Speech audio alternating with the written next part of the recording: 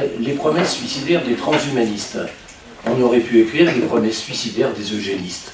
Parce que finalement, le mot transhumanisme, bon, c'est ce qui veut dire eugénisme depuis assez longtemps, mais comme ce mot a été un peu est connoté de façon malheureuse, il a été modifié et c'est devenu le transhumanisme, mais on est tout à fait dans la même idéologie. Alors, d'où il sort ce mot eugénisme?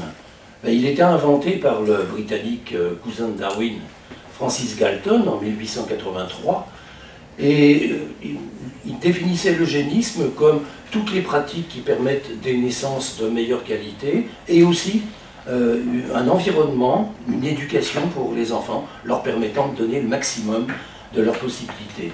Donc il s'agit de pousser l'espèce au maximum. À ce moment-là, il y avait très peu de moyens, évidemment. Et il s'agissait surtout, et là c'est beaucoup plus ancien que Galton, puisqu'il a inventé le mot, il a créé des sociétés d'eugéniques à travers le monde, beaucoup, qui ont commencé à stériliser des gens aux États-Unis en 1907, des centaines de milliers de personnes, en Europe également, on a stérilisé plein de gens. Tout ça a été oublié parce que après est arrivé le pouvoir nazi qui a récupéré l'eugénisme pour en faire un outil absolument odieux. Mais je voudrais dire que du temps, dans les années 1910-1920, tout le monde était eugéniste. Tous les chercheurs, tous les médecins, la population, tout le monde était eugéniste parce que finalement c'était la façon de dire les enfants vont être heureux, les parents aussi, il y aura moins de malades. Bon. Et c'est exactement la soupe qui est en train de nous servir le transhumanisme actuellement. Donc historiquement, l'eugénisme existe depuis le début des temps et dans toutes les cultures. On en trouve bien sûr des traces chez les Grecs, à Sparte en particulier, c'est bien connu, où on tuait les enfants mal formés à la naissance, et c'était toujours des médecins qui donnaient leur verdict. On en trouve des traces en Égypte, où là c'était plutôt un eugénisme positif, parce que le négatif consiste à empêcher, finalement, à détruire les individus qu'on juge inaptes, et le positif consiste à essayer de faire des enfants de meilleure qualité. Et pour ça, les Égyptiens faisaient des mariages incestueux, les gens des hautes classes étant supposés de qualité supérieure, donc devant avoir des enfants supérieurs. Mais c'était aussi de l'eugénisme. Mais on en trouve des traces chez les Incas, par exemple, un peu partout. Donc je dis souvent que s'il y a un gène universel, c'est le gène de l'eugénisme. Parce que finalement, dans les sociétés humaines, on voit que ça... Alors, c'est sûrement pas vrai complètement. En Afrique, peut-être, ça s'est beaucoup moins développé. Mais disons que c'est quand même quelque chose d'assez fréquent. Et cet eugénisme, il porte surtout sur la procréation. Pas seulement, et dans ce bouquin-là, on parle d'autres interventions des transhumanistes, et je les évoquerai à la fin pour élargir un peu le débat, mais il porte sur la procréation. Or, qu'est-ce qu'on savait faire sur la procréation? On savait éliminer les enfants à la naissance, ça on sait le faire depuis toujours. Un enfant qui naît avec un doigt en plus à la main, avec la tête trop grosse, avec... Bon, eh ben on va le jeter dans le précipice et c'est réglé. Donc c'est l'eugénisme négatif. Mais on ne savait pas faire autre chose. Donc il a fallu... bon, il y a eu quand même la possibilité de stériliser les hommes, qui est ancienne, les eunuques, c'est un vieux truc dans les harems, et on pouvait empêcher effectivement un homme de procréer, mais c'est beaucoup plus efficace si on agit sur la femelle. C'est ce qui s'est passé aussi dans le monde animal. La sélection se fait surtout à partir des femelles, puisque c'est elles qui portent les petits. Elles sont la cible finalement dans la procréation, et on a su faire la stérilisation des femmes en 1900. Donc c'est pas un hasard si c'est ce bouillonnement qu'il y a eu avec très peu de technique, mais au moins la stérilisation. Et cette stérilisation des femmes et des hommes, c'est la technique qui a été utilisée par les eugénistes du monde entier au début du XXe siècle. Donc je le disais, il y a eu des milliers de stérilisations. Dans les années 30-40, le nazisme est arrivé. C'est là qu'on commence à parler de spectre, comme dans le titre de cette intervention. C'est un mot qu'on utilise pour pas tellement de modification, c'est surtout pour l'eugénisme. Le spectre de l'eugénisme, c'est une expression consacrée, mais ça veut dire aussi qu'on en a peur et qu'on n'est pas pour. Donc, pourtant, à l'issue de la Deuxième Guerre mondiale, l'usage du mot eugénisme et les pratiques eugéniques ont été mises à l'index, et l'eugénisme autoritaire, en tout cas, est devenu impossible. Il y a eu énormément de réunions internationales, il y a eu Nuremberg, il y a eu des textes sur les droits de l'enfant, sur les libertés, la Convention universelle des droits de l'homme, tout ce qui ont condamné l'eugénisme. Ça n'empêche pas que l'eugénisme pourrait avancer quand même, c'est ce que je vais vous montrer après, mais il ne peut pas être autoritaire. Alors il l'a été quand même, hein. On sait que même dans des pays comme la Suisse, on a continué de stériliser des malades mentaux dans les années 70. Et on sait qu'au Pérou, encore il y a une dizaine d'années, on a fait des expérimentations et des stérilisations sur des femmes indiennes. Donc on a fait plein de trucs, que la pilule a été mise au point sur les Indiens d'Amérique du Sud. Bref, que finalement, l'eugénisme existait quand même, mais il était caché. Alors qu'au début du XXe siècle, il était un espoir pour les populations. Et puis, qu'est-ce qui est arrivé? Dans les années 70, on a su faire, alors ça paraît tout bête, on a su faire la congélation du sperme. On a su congeler du sperme humain. Et ça a complètement changé. À mon avis, c'est de là que date le renouveau eugénique. C'est-à-dire que l'insémination artificielle avec donneur de sperme, qu'on appelle l'IAD, est devenue beaucoup plus commode. Les sécos se sont créés en 1973, je crois, se sont créés autour de ça. Les sécos, c'est les banques de sperme en France, parce qu'on pouvait congeler le sperme, ça permettait de séparer l'intervention du donneur pour délivrer son sperme de l'insémination qu'on pouvait faire 6 mois, 2 ans après, donc d'éviter la rencontre entre ces individus, puisque les sécos proclamaient parmi leurs règles d'éthique que l'inséminateur devait rester anonyme, ne devait pas être connu du couple receveur. Donc c'était la gratuité d'une part, et d'autre part l'anonymat du donneur, qui est enfin remis en cause dans les discussions actuelles sur la bioéthique, parce qu'on sait que ça pose beaucoup de problèmes pour les enfants qui sont nés de ces IAD.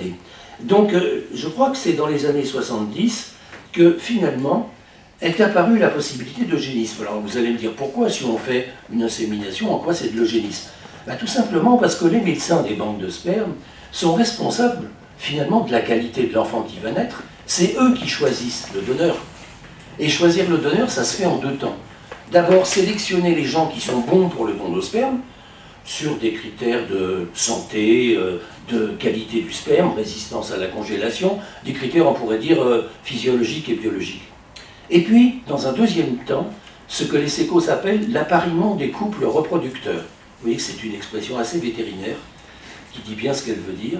L'appariement des couples reproducteurs, ça consiste à choisir parmi les donneurs qui sont en banque, pour chaque femme d'un couple qui veut un don de sperme, choisir un donneur qui n'ait pas les mêmes pathologies dans l'histoire de la famille que les pathologies dans l'histoire de la famille de la femme qui va recevoir le sperme. Pourquoi? Pour éviter le fait que les mêmes gènes se retrouvent chez l'enfant, et donc éviter des pathologies. Tout ça part d'un bon sentiment, hein.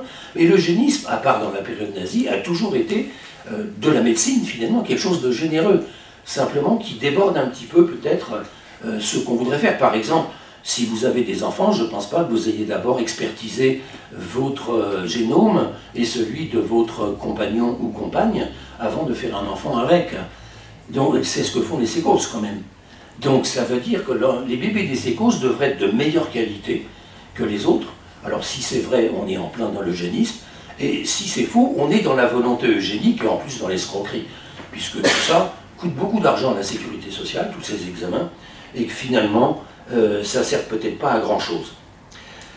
Donc il y a eu la congélation du sperme qui a permis le renouveau de l'eugénisme, je le pense. Et puis après, on a inventé, très peu d'années après, on a inventé l'interruption médicale de grossesse, c'est-à-dire sur la base d'examens médicaux, on a proposé aux mères l'élimination de leur fœtus parce qu'il était mal formé, par exemple. Rien à voir avec l'IVG, hein. Souvent les gens confondent. L'IVG, c'est l'élimination à l'aveugle, on ne sait pas du tout ce qu'est l'embryon. C'est simplement que la femme n'en veut pas, elle ne veut pas de la grossesse.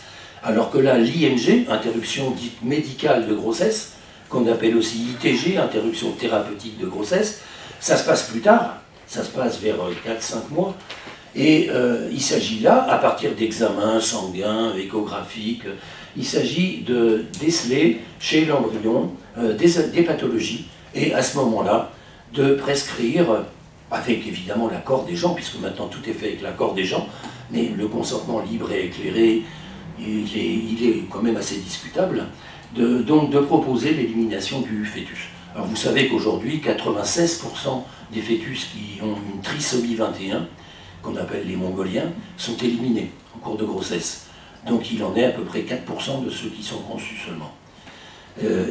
Et puis il y a je le dirai tout à l'heure, il y a la volonté qu'il n'en exclue du tout, en allant beaucoup plus loin encore. Bon bref, il y a eu cette IMG qui a poursuivi un peu l'effort des sécos dans le sens d'éliminer les embryons, ou les fœtus plutôt que les enfants à la naissance. On ne peut plus le faire aujourd'hui, ce serait insupportable. Mais le fœtus dans le ventre de sa mère, ça a été accepté.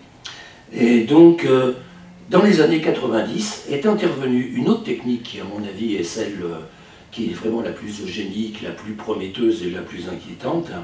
Cette technique, c'est ce qu'on appelle le diagnostic pré-implantatoire, DPI, qui consiste à faire un examen génétique de chaque embryon produit en fécondation in vitro. Ça veut dire quelques jours après la fécondation, 4-5 jours, après la fécondation, on prélève une cellule, on l'analyse, et on peut de cette façon déterminer si le petit qui naîtrait de cet embryon souffrirait d'une pathologie portée par les géniteurs. Donc ça veut dire que ça s'adresse, et dans la loi française depuis 1994, ça s'adresse à des couples qui ont un risque de transmettre une maladie grave à leur enfant. Donc ça, on pourrait dire, c'est anticiper finalement l'IMG, l'interruption médicale de grossesse, à condition qu'on s'arrête, qu'on sache ce que c'est que les anomalies qui justifient le DPI. Et ça, c'est de ça que je vais vous parler beaucoup, parce que c'est ça qui est en train d'évoluer très, très fort. Donc vous voyez que dans les différentes pratiques que j'ai énoncées, il y a l'eugénisme sur les géniteurs, on va par exemple stériliser un homme ou une femme, et il y a l'eugénisme sur le conceptus, sur le produit, c'est-à-dire l'embryon ou le fœtus. Ça n'a pas du tout la même puissance eugénique, parce que l'eugénisme classique qui portait sur les géniteurs, finalement, avait très très peu de chances de modifier la qualité de la population.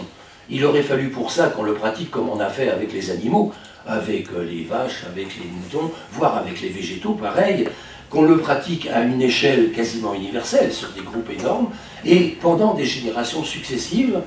Or, c'est pas du tout ce qui peut arriver. On ne peut pas faire appliquer cette pratique, enfin jusqu'ici on ne pouvait pas, comme la sélection animale ou végétale, sur des nombreuses générations, et en plus cette sélection animale ou végétale portait sur des caractères quantitatifs. Par exemple, produire plus de lait, avoir des beefsteaks plus abondants, des choses comme ça. Et pas sur des pathologies. Avoir un gène de, je sais pas moi, de mucoviscidose, bon, c'est pas du tout la même chose.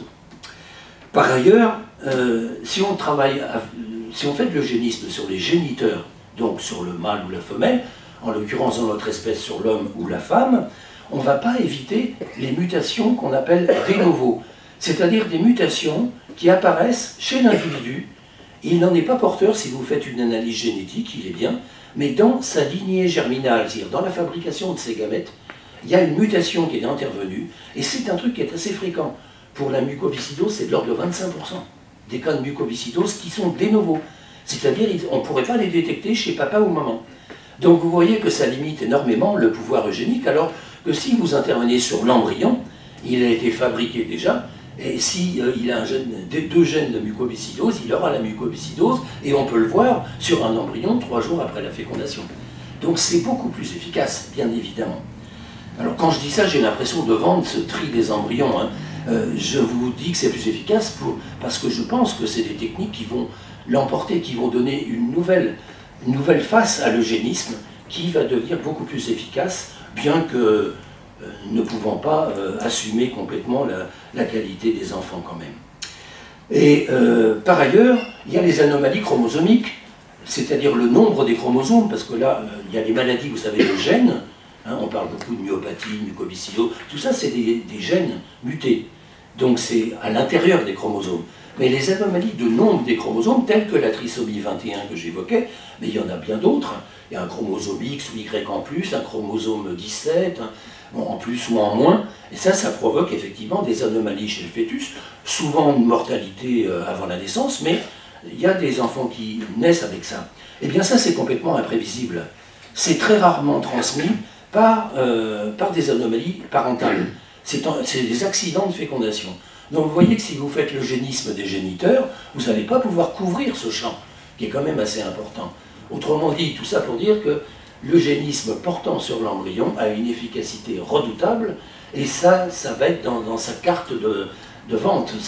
C'est déjà, il est présenté comme quelque chose qui vous permet de garantir un enfant de bonne qualité.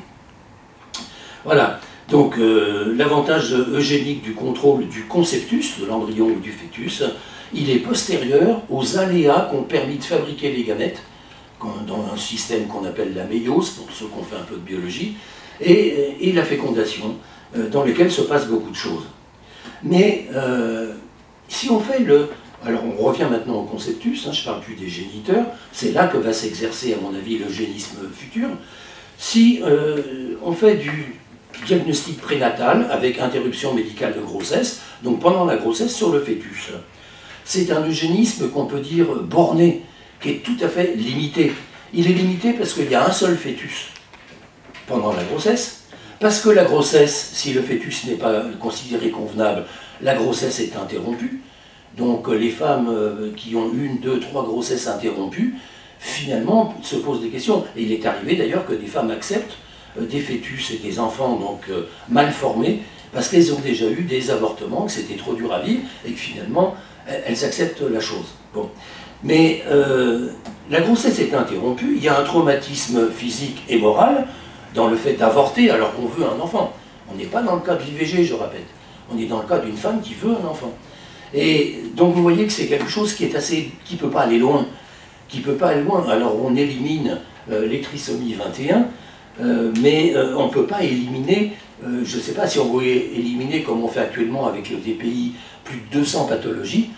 C'est pas possible. On éliminerait énormément de grossesses, ce serait beaucoup trop dur à vivre. Donc c'est pas possible.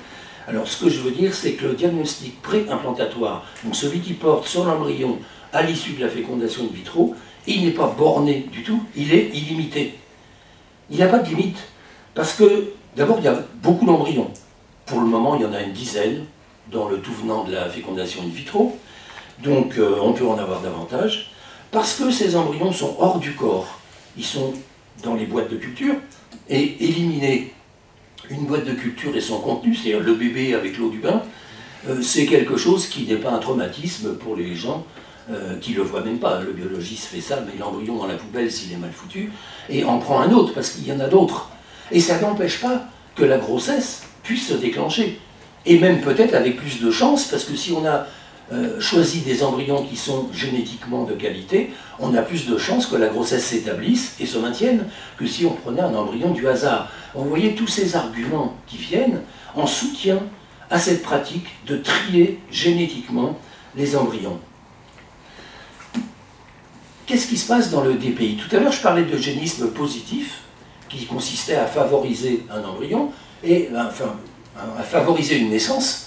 Ça peut être par le choix des géniteurs, et d'eugénisme négatif qui consiste à l'empêcher.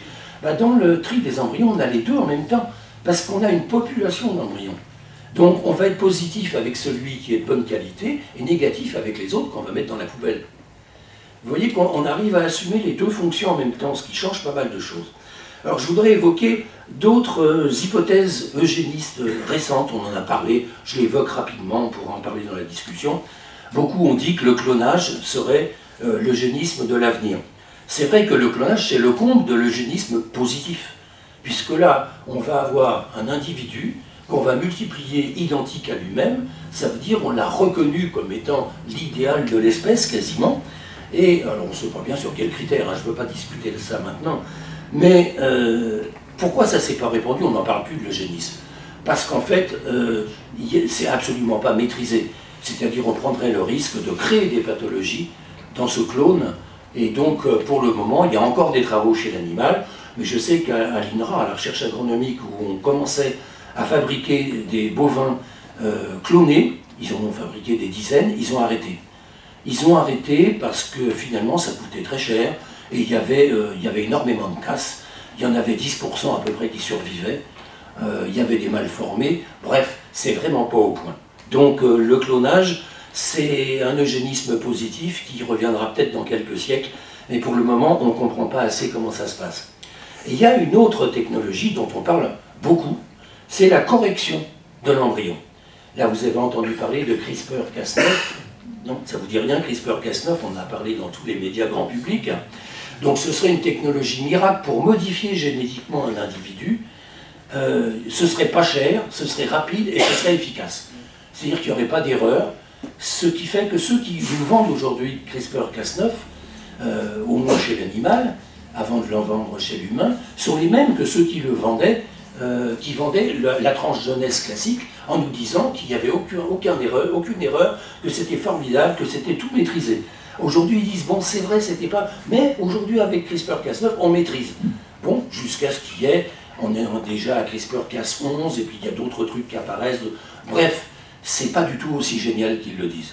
Il y a eu des essais, en particulier les Chinois, ont essayé de modifier des embryons humains obtenus in vitro avec cette technique-là. Ils ne les ont pas transplantés, heureusement, et ils ont obtenu plein de pathologies dans les embryons. C'est-à-dire qu'il y a des effets qu'on appelle hors cible.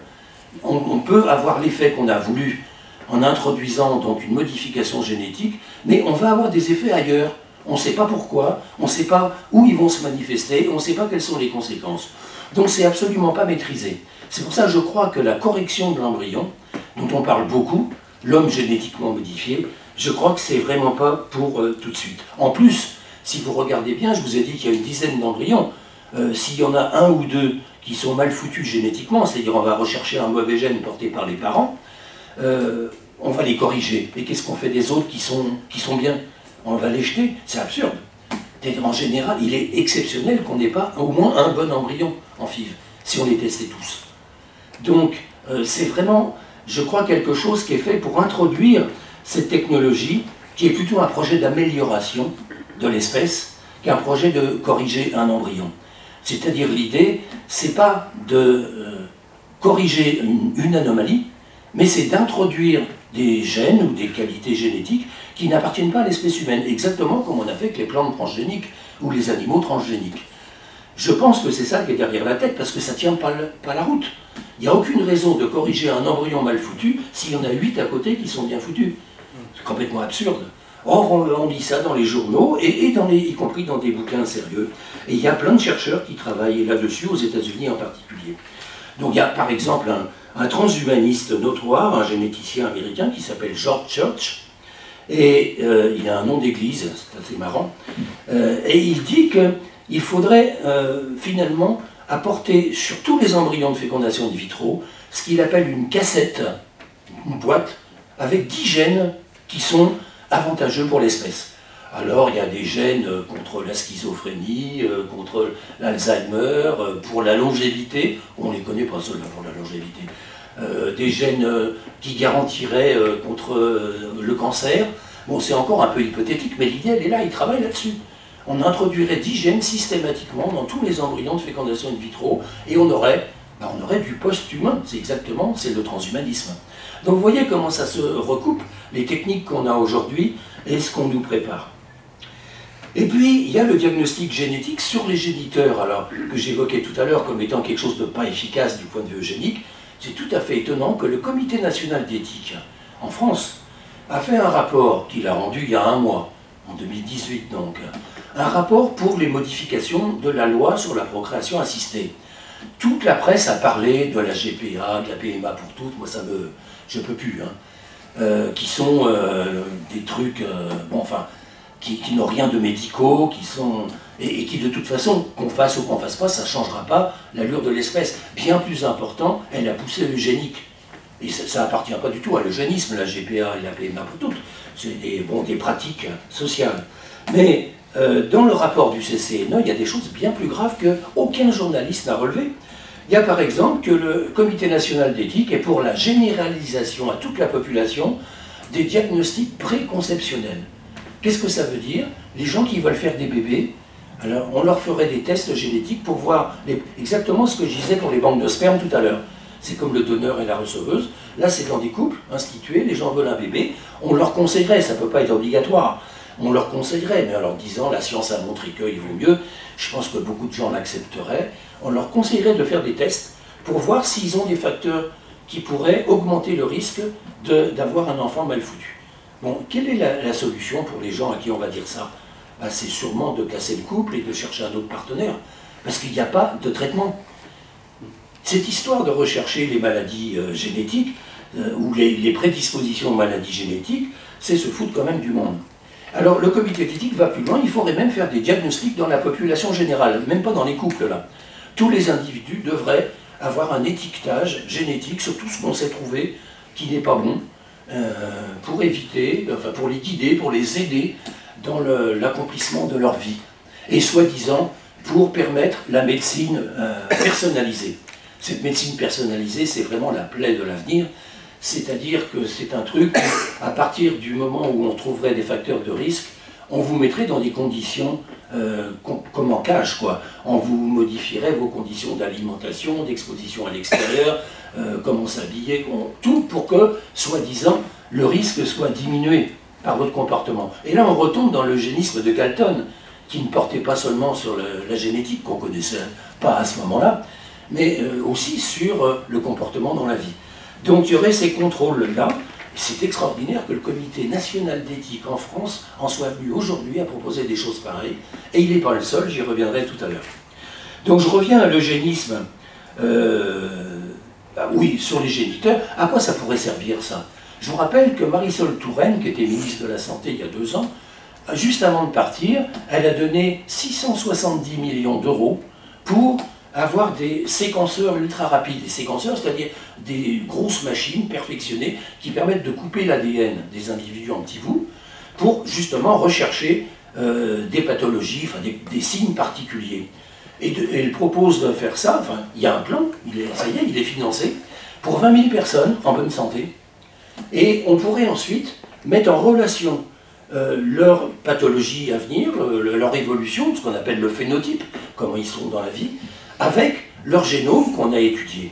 Le but étant d'introduire la médecine personnalisée. Bon, étant donné que la médecine personnalisée ne sait pas soigner les maladies génétiques, c'est se foutre du monde, c'est créer des angoisses aux gens à qui on dirait vous avez un risque élevé d'Alzheimer, et alors, qu'est-ce qu'on fait? Oui, on se flingue, je ne sais pas. Donc c'est vraiment lamentable, mais je pense que c'est une façon d'alimenter les big data et aussi de nourrir un peu toute l'industrie de toutes les machines très chères qui servent à faire ces diagnostics.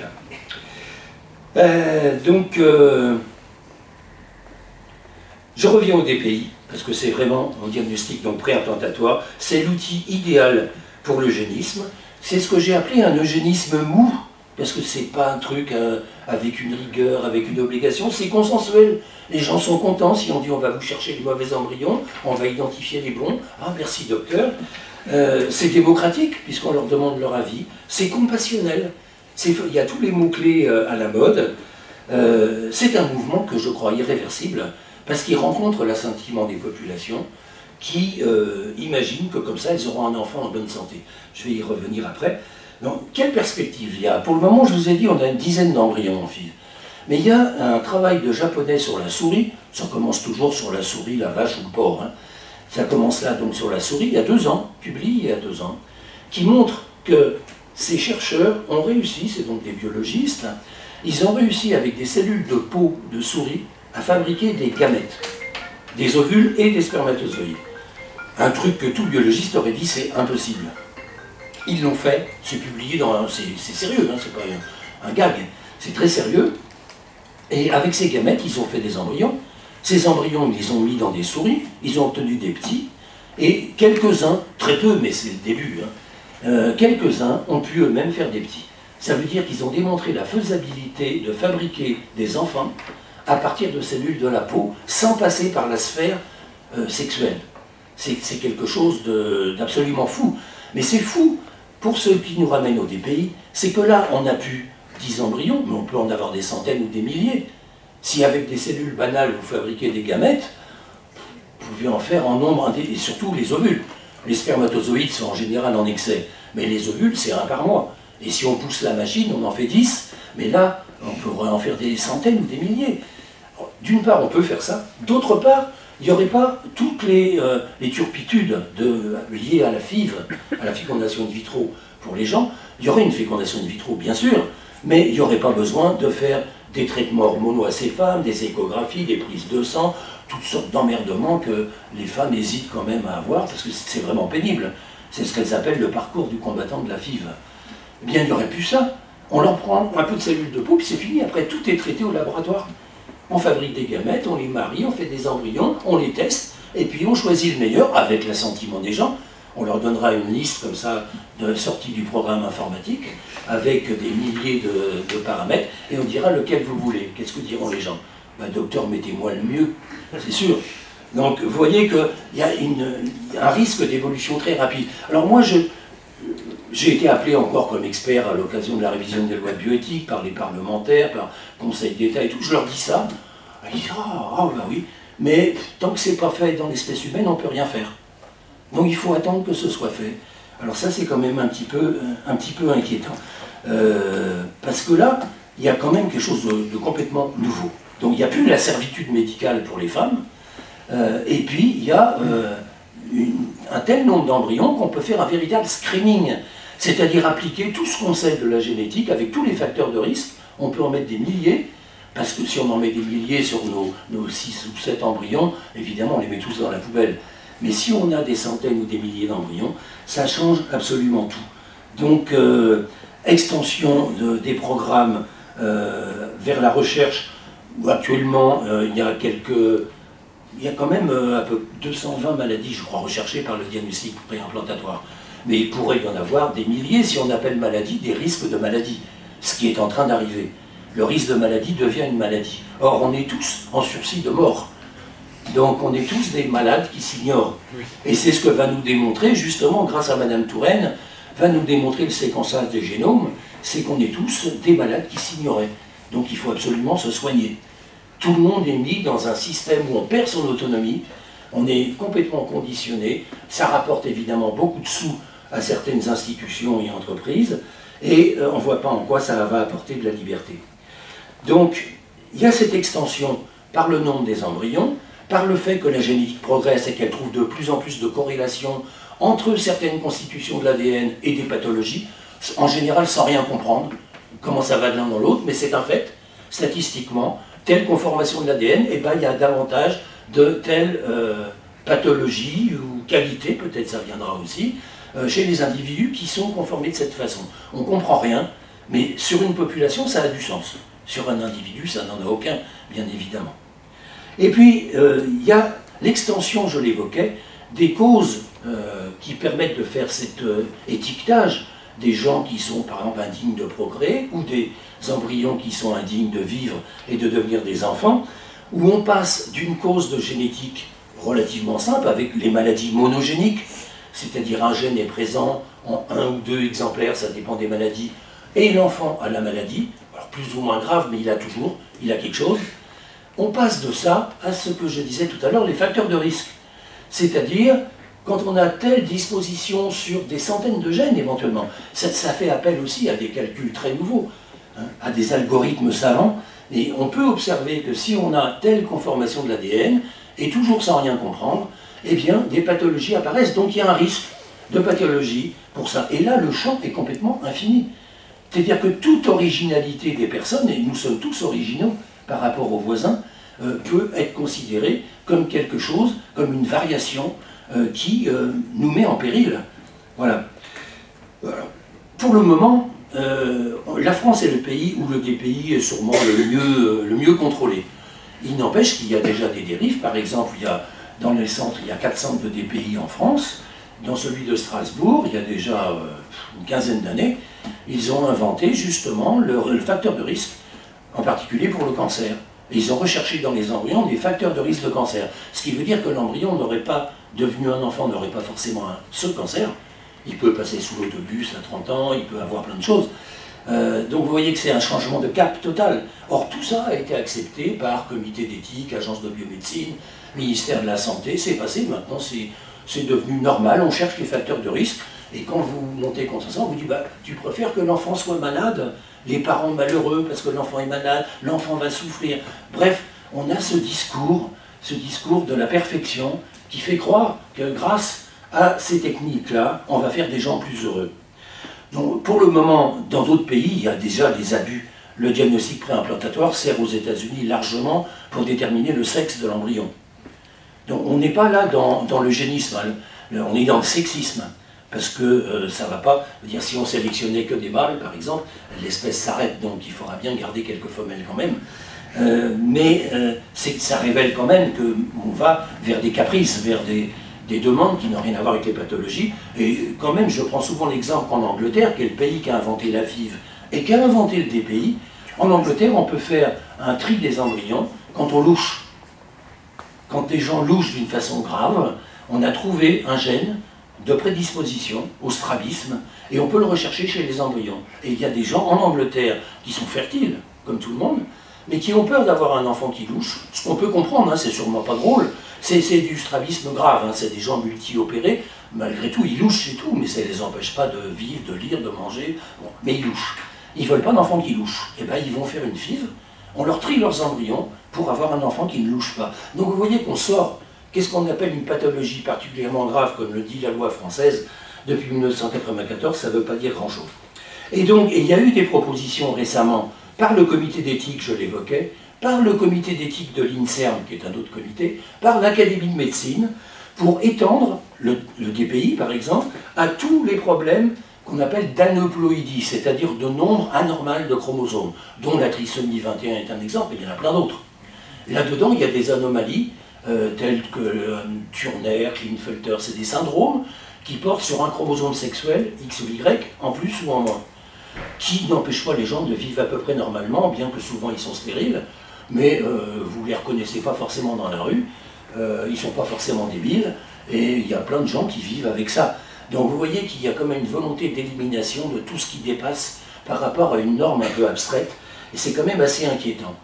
Donc ça, vous voyez que toutes les institutions, quant à l'Office parlementaire des choix scientifiques et technologiques, qui donne aussi son avis, eh bien lui, il a déclaré qu'il fallait rechercher toutes les anomalies qu'on peut connaître sur tous les embryons de FIV. Le pas suivant, ce sera la FIV pour tout le monde. Évidemment.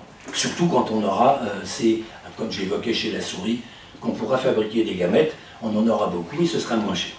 Bon, pourquoi s'opposer à ce tri des embryons? Bon, je dirais quelques raisons là, parce que c'est une normalité qui serait codifiée par le génome. C'est quelque chose quand même qui nous enferme. C'est un refus des différences physiques, comportementales, intellectuelles. C'est un ostracisme qui s'installe ou qui continue envers ce qu'on appelle les ratés, hein, les gens qui ne sont pas normaux. Or, Georges Canguilhem, philosophe de l'histoire de la médecine, disait que le normal, ça n'existe pas finalement. Le normal, il dépend des relations entre le vivant et son milieu. Et c'est vrai que dans une société complètement eugénique, comme nous sommes en train de le devenir, parce que nos institutions poussent à l'eugénisme, très clairement, c'est pas le même eugénisme que des nazis, hein, j'insiste beaucoup, mais on pourrait employer un autre mot, ça ne changera pas grand-chose. On pourrait employer transhumanisme, il y a plein de mots, hein. Dans un bouquin j'en ai relevé une vingtaine qui ont été utilisés depuis 2-3 siècles pour qualifier l'eugénisme finalement. On peut trouver plein d'autres mots, mais ça ne change pas du tout de ce qui se passe dans une société qui donc va prôner ça. Effectivement, le normal va dépendre des relations entre le vivant et son milieu, et ce qu'on va considérer comme normal, c'est ce que les institutions savantes vont nous déclarer comme étant normal. Donc on va vers une espèce d'oracle, parce que, comme je l'ai dit, on ne comprend pas grand-chose, c'est assez soumis à des aléas, un oracle génétique où des algorithmes vont être créés pour toutes les combinaisons d'ADN, pour aller vers une réalité statistique, ce qui est sûrement bon pour la gestion des populations, mais c'est sûrement pas bon pour les caractérisations individuelles. C'est-à-dire que ce qui est vrai statistiquement, les individus en tant que tels vont échapper à ce règlement, beaucoup vont échapper à ça. Voilà. Et donc c'est les mathématiques qui s'introduisent dans ce circuit qu'on dit médical, et je rappelle quand même que depuis Condorcet, et en passant par Galton, ces deux-là étaient médecins et mathématiciens, c'est quand même étonnant. Condorcet a été un des premiers à prôner l'eugénisme. Il y a des textes de Condorcet qui sont tout à fait étonnants là-dessus. Non pas forcément méchamment, mais c'était un peu l'eugénisme à la Galton qui était déjà avancé. Donc, c'est-à-dire que médecine et mathématiques font un ménage qui est souvent à finalité eugéniste, avec des évaluations probabilistes de santé ou des pathologies.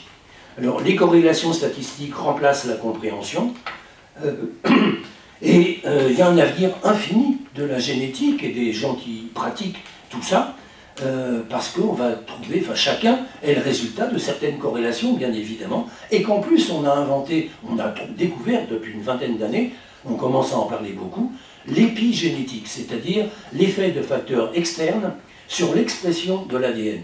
Donc là, on en est à décrire l'ADN, mais maintenant on sait que ça ne suffit pas, que l'ADN, même si on le décrit, même si on sait ce qu'il peut faire, eh ben, il le fera ou ne le fera pas selon l'environnement.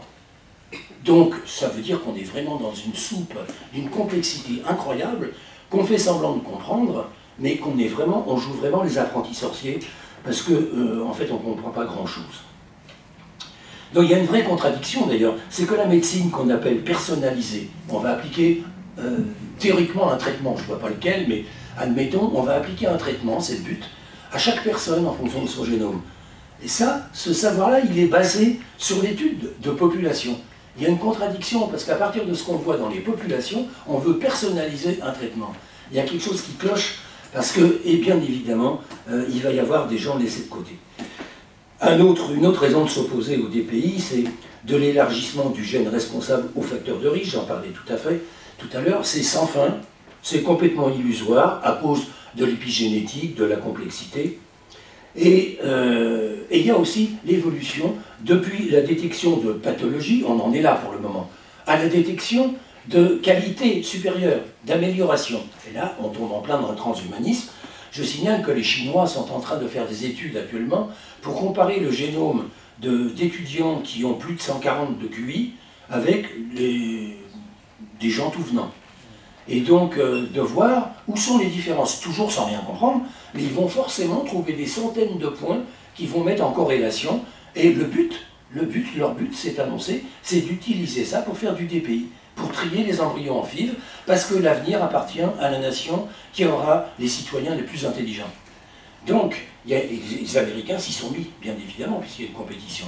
Donc il y a actuellement dans les labos, et dans les labos militaires en particulier, des choses qui se passent et qui ressortent tout à fait du transhumanisme.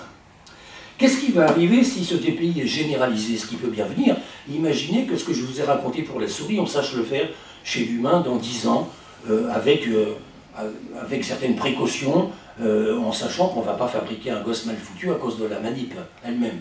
Eh bien, qu'est-ce qui va arriver? Ce DPI va se généraliser, les gens n'auront plus rien à souffrir, on va les pousser à le faire, parce que ça va faire naître des enfants qui sont bons pour la nation, comme on faisait un peu pour les militaires, et donc c'est bon pour tout le monde, et on ne voit pas comment les gens vont résister à ça, parce que personne n'a envie d'un enfant anormal.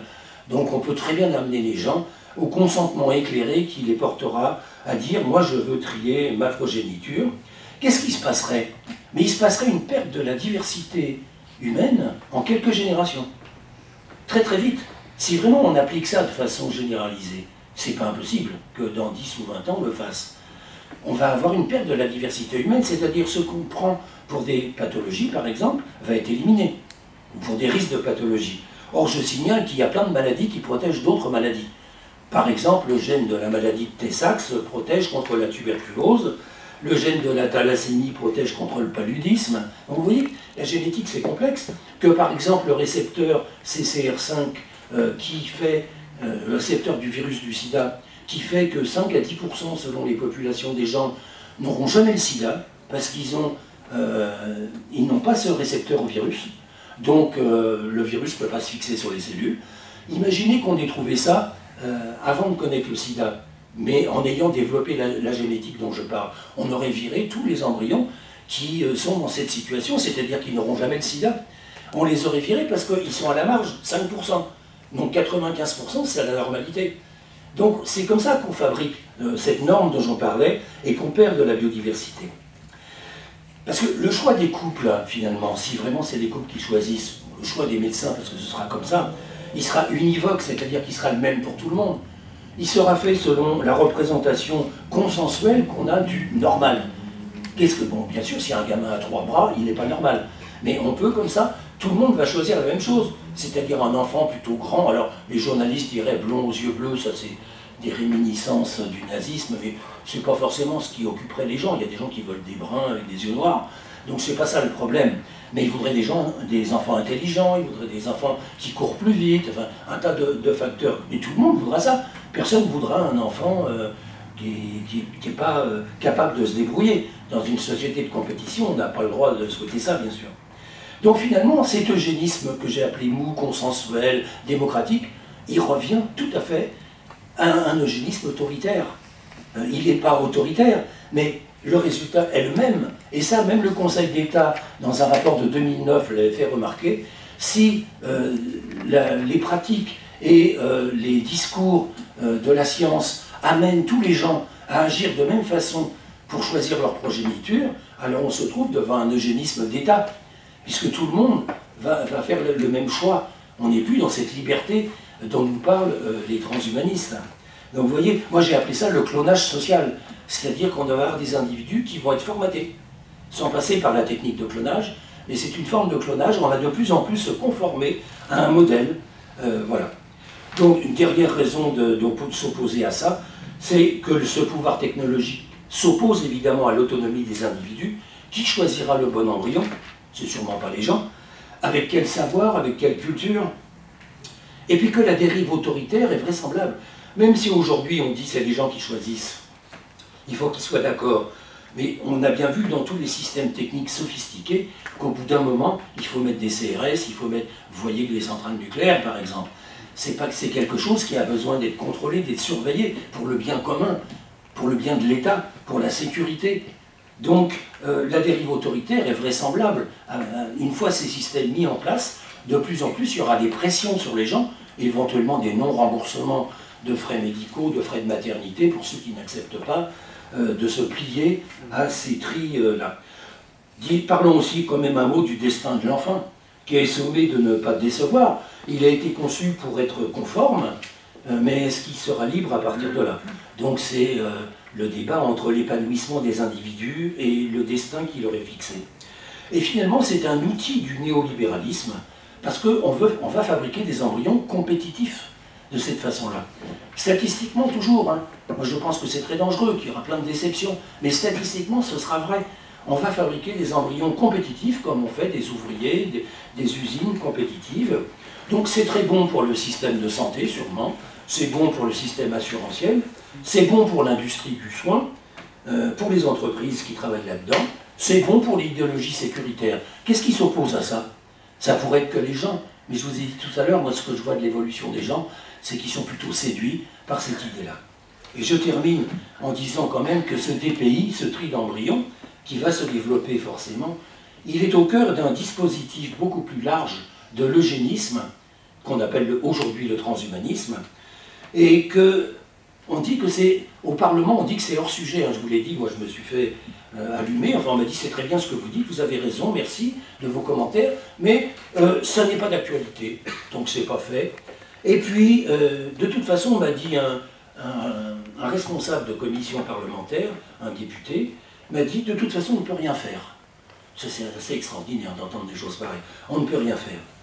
Et puis, quand on va un peu plus loin et qu'on discute, et qu'on dit, mais c'est de l'eugénisme de fabriquer un embryon sur commande, on me dit, non monsieur, l'eugénisme s'applique aux personnes.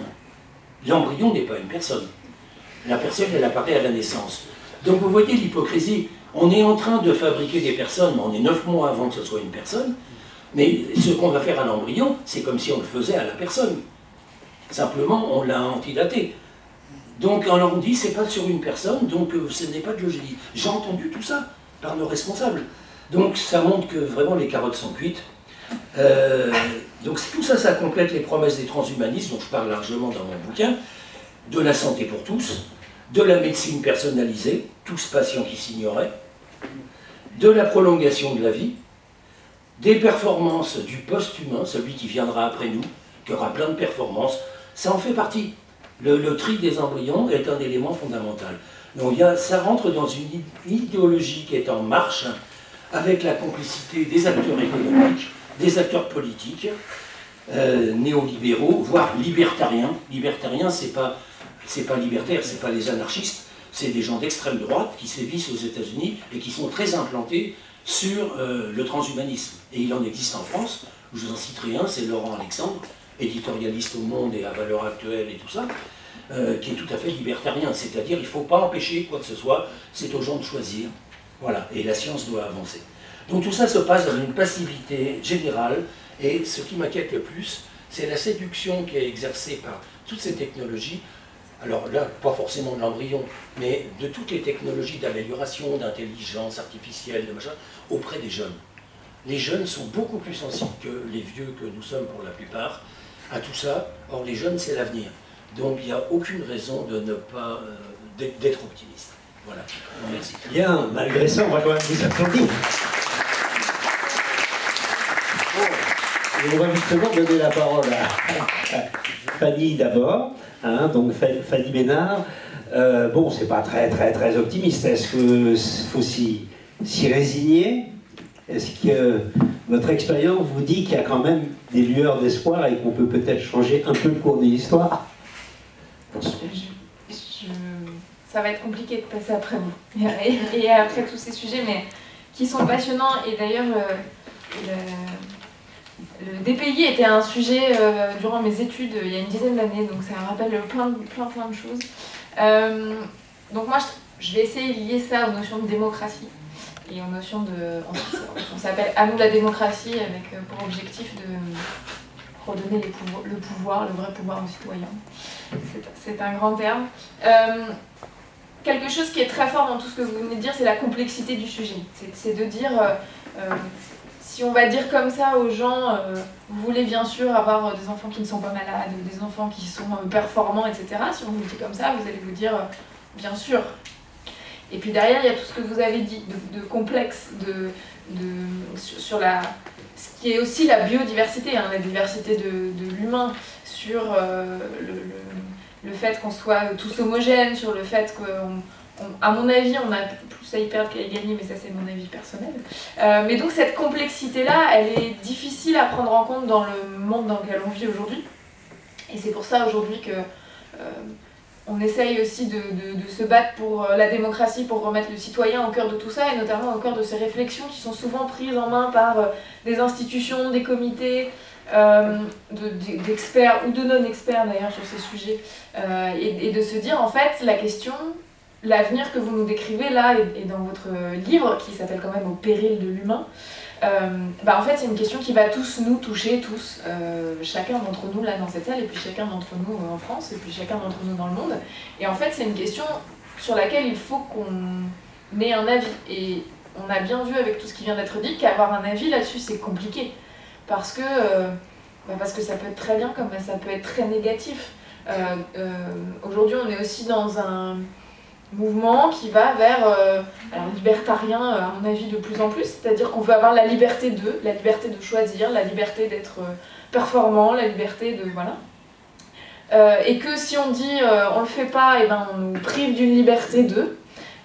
et tout ça est très compliqué. Et je pense que... alors vous avez beaucoup écrit aussi sur les conventions de citoyens, et je pense que c'est vraiment des sujets qu'il faut mettre au cœur de ce fonctionnement-là, c'est-à-dire que, alors je ne sais pas si vous maîtrisez tous le sujet des conventions de citoyens, si ce n'est pas le cas, je vous... J'ai passé 2 heures au Conseil économique et social ce matin. J'espère qu'ils vont au moins écouter et pris des notes. En tout cas, l'idée c'est d'avoir des petits groupes de citoyens qu'on va informer sur ces sujets, parce qu'il faut prendre le temps de s'informer, de bien comprendre les tenants et les aboutissants. Là, on vient d'avoir plein de sujets, mais vous comme moi, à mon avis, vous êtes aussi parfois un peu perdus, parce que c'est un sujet qui est à la fois énorme, parce qu'il peut changer toute notre vie et tout l'avenir de l'humanité, et en même temps qui va nous toucher. Donc les conventions de citoyens, le fait que le citoyen reprenne sa place dans la démocratie, dans les lois qui vont être faites sur ces sujets-là, peut-être aussi être capable de dire on va les faire avant que ça arrive, et donc avant qu'on soit presque trop tard. C'est aussi des choses qui font qu'on a besoin de reprendre notre place sur ces sujets, et notamment sur ces sujets très complexes, et notamment sur des sujets qui vont profondément changer la face du monde en fait, quand on pense à ça. Donc je voulais vraiment lier, et quand Laure m'a parlé du sujet, je me suis dit, et puis comme vous aviez aussi travaillé sur ce sujet, c'est vraiment à mon avis quelque chose qui est important, et je vois le titre du livre que vous avez sur la table qui est La tyrannie du court terme. C'est des sujets sur lesquels on a j'allais dire, on n'a pas le temps de ne pas prendre le temps. En tout cas, il est nécessaire de prendre le temps de se poser la question, de s'informer, d'aller regarder ce que ça va vraiment donner comme conséquence. Est-ce que c'est le monde qu'on a envie de construire ou pas? Et certains d'entre vous diront peut-être oui, c'est le monde que j'ai envie de construire. Et j'ai envie de dire pourquoi pas, mais en tout cas débattons-en. Et aujourd'hui, c'est des sujets dont on débat peu. Notamment quand on parle des lois de bioéthique, on est censé avoir des grandes consultations actuellement sur ces sujets-là, que personnellement je connais parce que je suis un peu sensible au sujet. Mais le citoyen lambda n'est pas forcément très au courant de tout ce qui est en train de se passer sur la réforme de ces lois, alors qu'en fait ça va nous concerner nous tous directement, et d'autant plus sur des sujets aussi compliqués. On parle de PMA et de GPA, je pense qu'il faut aller encore plus, enfin ça ce sont des sujets importants pour la société si on veut, mais il y a vraiment des sujets qu'il faut creuser. Et aujourd'hui, quand on parle démocratie, on parle référendum, on parle civic tech, on va aller voter sur une plateforme en disant oui, non. Pour moi, c'est vraiment pas ça la démocratie, notamment sur ces sujets-là, parce qu'en fait, derrière votre écran, vous n'allez pas vous confronter à des personnes qui vont vous exposer comme ce que Jacques Testard vient de vous exposer, ou d'autres personnes qui vont vous dire moi je suis pour et voilà pourquoi je suis pour. Et vraiment, j'ai envie de dire, notamment sur des sujets aussi importants, la démocratie c'est pas la civic tech, la démocratie c'est, pour moi c'est pas le CESE non plus, parce que c'est très... Alors, je suis allée plusieurs fois au CESE, mais ça resterait une institution en plus qui a un pouvoir assez limité sur le fonctionnement. C'est vraiment quelque chose qui dit, reprenons un petit peu cette place-là, de dire, en fait, moi j'ai envie de donner mon avis, et j'ai envie de donner mon avis en discutant avec d'autres, en allant construire mon opinion, qui est peut-être A aujourd'hui et qui sera peut-être B demain, et construisons un consensus sur des sujets qui sont aussi forts et à mon avis vraiment importants, parce qu'on n'y pense pas. On pense au prix du diesel aujourd'hui, je pense qu'il y a des choses ce sont des choses encore plus importantes. Et si on revient aux sujets environnementaux, et on parle d'épigénétique et du fait que l'environnement qui change a aussi un impact sur la façon dont notre ADN s'exprime, tout ça aussi est très lié en fait. La façon dont on impacte l'environnement va aussi être très lié à la façon dont nos gènes vont s'exprimer, et donc tout ce fonctionnement de la sélection de l'humain, alors qu'on ne sait même pas ce que sera l'environnement demain, est encore plus flippant si j'ose ce terme. Et c'est pour ça que ces sujets sont complexes et qu'il faut prendre le temps de le faire. Alors voilà, si j'avais un message à donner, ce serait promouvons les conventions de citoyens. En tout cas, redonnons, chacun d'entre nous, la place à la discussion et au dialogue et à la prise de décision sur ces sujets qui sont très importants, en les liant au monde complexe qui est aujourd'hui tel qu'il est. Il y a les sujets scientifiques et il y a les sujets environnementaux. Il y a aussi le fait que moi je suis fille de médecin, petite fille de biologiste, donc je comprends aussi les termes que vous utilisez, mais ce sont, dès qu'on touche à la science, des termes compliqués, des notions compliquées. Donc c'est vraiment, si on n'a pas fait un peu de sciences, et elles sont en train de disparaître de l'éducation nationale, c'est des choses qu'on va avoir du mal à appréhender. Donc je pense que toute cette éducation du citoyen à la complexité de ces sujets est vraiment importante pour ne pas être aussi pessimiste que ce que vous dites. En tout cas, moi, j'essaye d'apporter un peu un espoir au travers de la démocratie et de l'évolution des institutions. Merci, Fanny. Bien, un petit espoir côté de la démocratie qui n'est pas encore complètement abrogé. Voilà, maintenant donc... Claire Guichet, donc est-ce que la Fondation d'écologie politique, est-ce qu'au CESE, vous avez abordé ces problèmes-là? J'imagine que oui, un peu, mais allez-y. Non, pas vraiment. Je sais pas du tout, je suis pas du tout là pour porter un mandat du CESE, loin de moi cette volonté. Non, par ailleurs, ce qu'on n'a peut-être pas dit dans ma présentation tout à l'heure, c'est que je suis aussi bénévole chez SOS Homophobie, donc on s'intéresse à la question évidemment de la bioéthique en ce moment, par un prisme qui effectivement est plus petit, et d'ailleurs je suis désolée parce que M. Testard nous a dit qu'il en avait ras la casquette d'entendre parler de ces questions-là, donc du coup bon, je joue un peu le mauvais invité ce soir, mais en même temps c'est pas très grave. Je pense aussi que quand on se positionne publiquement sur ces sujets-là, on est obligé aussi après d'en entendre parler par la suite.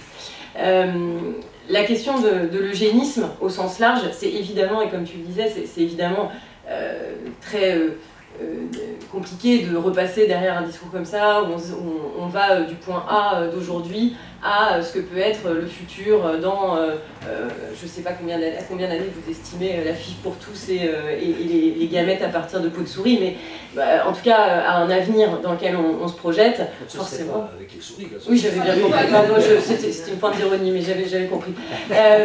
Mais enfin, voilà, donc c'est évidemment la question de savoir quel morceau de tout ça on prend pour l'examiner, parce que je pense aussi que justement dans cette compréhension citoyenne dont vous parliez, il y a aussi la capacité à faire de la dichotomie et à couper aussi ces choses-là en des morceaux qui sont objectivables et qui permettent de réfléchir à un instant T. Et à mon avis, c'est un peu une des grandes questions qui se posent derrière la question de l'eugénisme, puisque, vous le disiez, on en trouve des traces dans toutes les étapes de la société. Par ailleurs, quand on dit par exemple la médecine individualisée ou ce genre de choses, en même temps, ça fait aussi écho à d'autres trucs qu'on voit dans la société qui certes sont beaucoup moins graves, voire au contraire sont très positifs, mais au fait par exemple que les gens veuillent de plus en plus manger bio, qu'ils se surveillent avec des montres connectées qui leur disent combien de temps ils ont couru, voilà, toutes ces choses-là sont aussi un peu liées, et on voit bien que probablement, au-delà de la question, de la médecine et de comment elle s'intègre dans ce phénomène culturel, il y a de toute façon un mouvement de fond, effectivement, vous le disiez, sur la compétitivité de l'être humain, dont je pense effectivement qu'il est à relativiser et dont on ne peut pas effectivement se dire intéressé par les enjeux d'écologie sans que ça nous inquiète. La problématique avec tout ça, c'est à quel moment on s'arrête. Puisque de toute façon, effectivement, vous le disiez, l'eugénisme c'est aussi tout un tas de politiques publiques de l'environnement, du social. On peut considérer d'une certaine mesure qu'un certain nombre de politiques sportives, éducatives, culturelles sont en quelque sorte des politiques eugéniques. Et pourtant, j'imagine que dans cette salle, on n'est pas très nombreux à s'y opposer. De la même manière, vous le disiez par exemple, vous fixez la limite au DPI, et on comprend bien pourquoi. Et en même temps, effectivement, aujourd'hui, nombre de familles qui ont vécu des diagnostics prénataux alors qu'ils ont par exemple dans leur famille des maladies génétiques graves, etc., ont été aussi eux-mêmes considèrent que cette technique a été une avancée. Alors comme vous le disiez, on peut le dire, tout ça est du bon sentiment, et ces gens, il faut leur expliquer que finalement leur cas est un parmi des millions, et que l'avantage qu'ils ont pu tirer de cette technique en fait est finalement à long terme le doigt dans l'engrenage.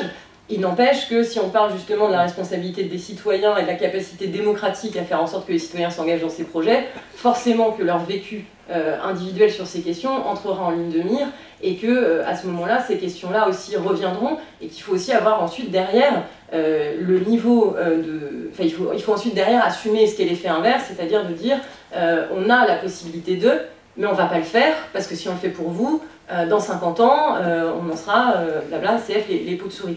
Donc je dis pas ça pour dire qu'il n'y a pas un risque, parce qu'évidemment il y a un risque, et ce que vous racontez c'est extrêmement effrayant, et bien sûr qu'on peut que être sensibilisé à cette question-là. La question c'est vraiment celle qui doit être celle des politiques publiques, c'est aussi quelle responsabilité vis-à-vis des générations de demain, mais aussi quelle responsabilité vis-à-vis des générations actuelles, et de ce qu'on peut leur dire. Pour moi, c'est aussi un peu tout l'enjeu justement de cette question de la bioéthique. Alors, vous l'avez dit, et j'étais contente de l'entendre, la question de la PMA et de l'ouverture aux couples de femmes et aux femmes célibataires n'est pas un enjeu d'eugénisme.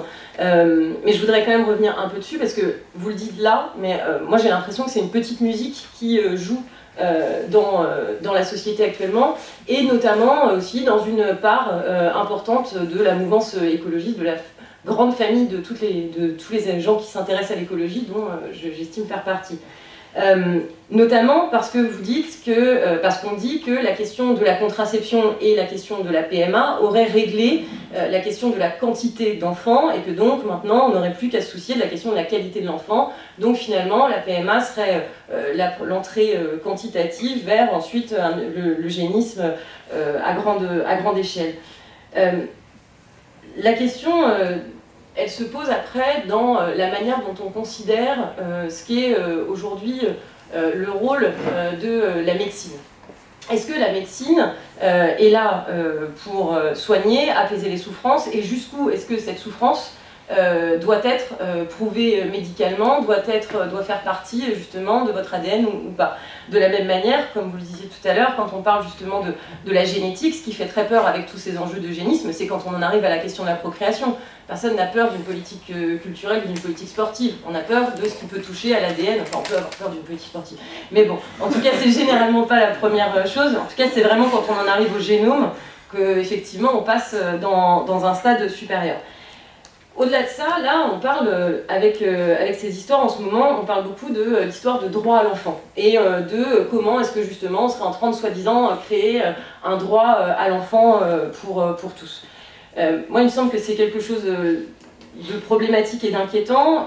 D'abord parce que quand on parle de droit à l'enfant, on enlève d'un côté tout ce que vous parliez tout à l'heure du parcours du combattant de la PMA, dont effectivement on peut penser que c'est peut-être pas grand-chose, mais je pense que les femmes qui sont passées par là sont plutôt pas mal passées pour en parler, et le fait qu'elles appellent ça un parcours du combattant, pour moi c'est pas anodin.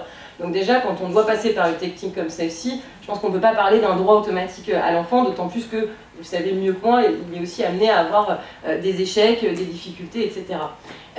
L'autre question, c'est du coup, si on dit que les gens ne doivent pas avoir accès à ce type de technique parce que justement ça fait une perte d'autonomie et c'est une intégration de la science dans ce qui devrait être la nature, à ce moment-là on en revient de toute manière à la même question sur les couples hétérosexuels, c'est-à-dire en gros on pourrait aussi se dire, aujourd'hui du coup, si effectivement on est sur la question de où est-ce qu'on pose la limite, pourquoi est-ce que la limite elle n'est pas avant l'ouverture des techniques de procréation médicalement assistée à l'ensemble des couples, c'est-à-dire aujourd'hui à tous ceux qui peuvent en bénéficier, aux couples hétérosexuels, avec ou sans donneur. Pourquoi est-ce qu'on fait ça? Pourquoi est-ce qu'on ne dit pas à ces gens, ben voilà, vous ne pouvez pas avoir d'enfants, tough life. Ou alors, pourquoi est-ce qu'on ne dit pas, vous ne pouvez pas avoir d'enfant parce que votre mari est stérile, madame, trouvez-en un autre. Et finalement, aujourd'hui, c'est en partie ce que répondent une partie des gens qui refusent l'ouverture de la PMA aux couples de femmes, c'est en partie ce qu'ils répondent à ces couples. C'est de leur dire, mais en fait, finalement, madame, vous n'êtes pas stérile, vous n'avez pas de problème médical, donc vous pouvez vous débrouiller. Alors, se débrouiller, ça veut dire quoi? Ça veut dire aller faire une PMA artisanale, récupérer le sperme d'un copain, voire même pire, parce qu'aujourd'hui, on a de plus en plus de gens qui achètent du sperme sur Internet. On a un site, il y avait un article dans Le Monde, il n'y a pas longtemps, sur un site de gens qui se rencontrent, il y aurait 100 000 abonnés, qui se rencontrent pour justement procréer ensemble dans ce cadre-là. Les risques derrière ça, les risques sanitaires, j'imagine que je n'ai pas besoin de vous les décrire, et les cas qui vont avec sont évidemment dramatiques. Et plus grave, enfin plus grave non, mais autre question, quand on dit ça justement, si on dit elles peuvent se débrouiller, alors effectivement, donc il y a cette méthode-là.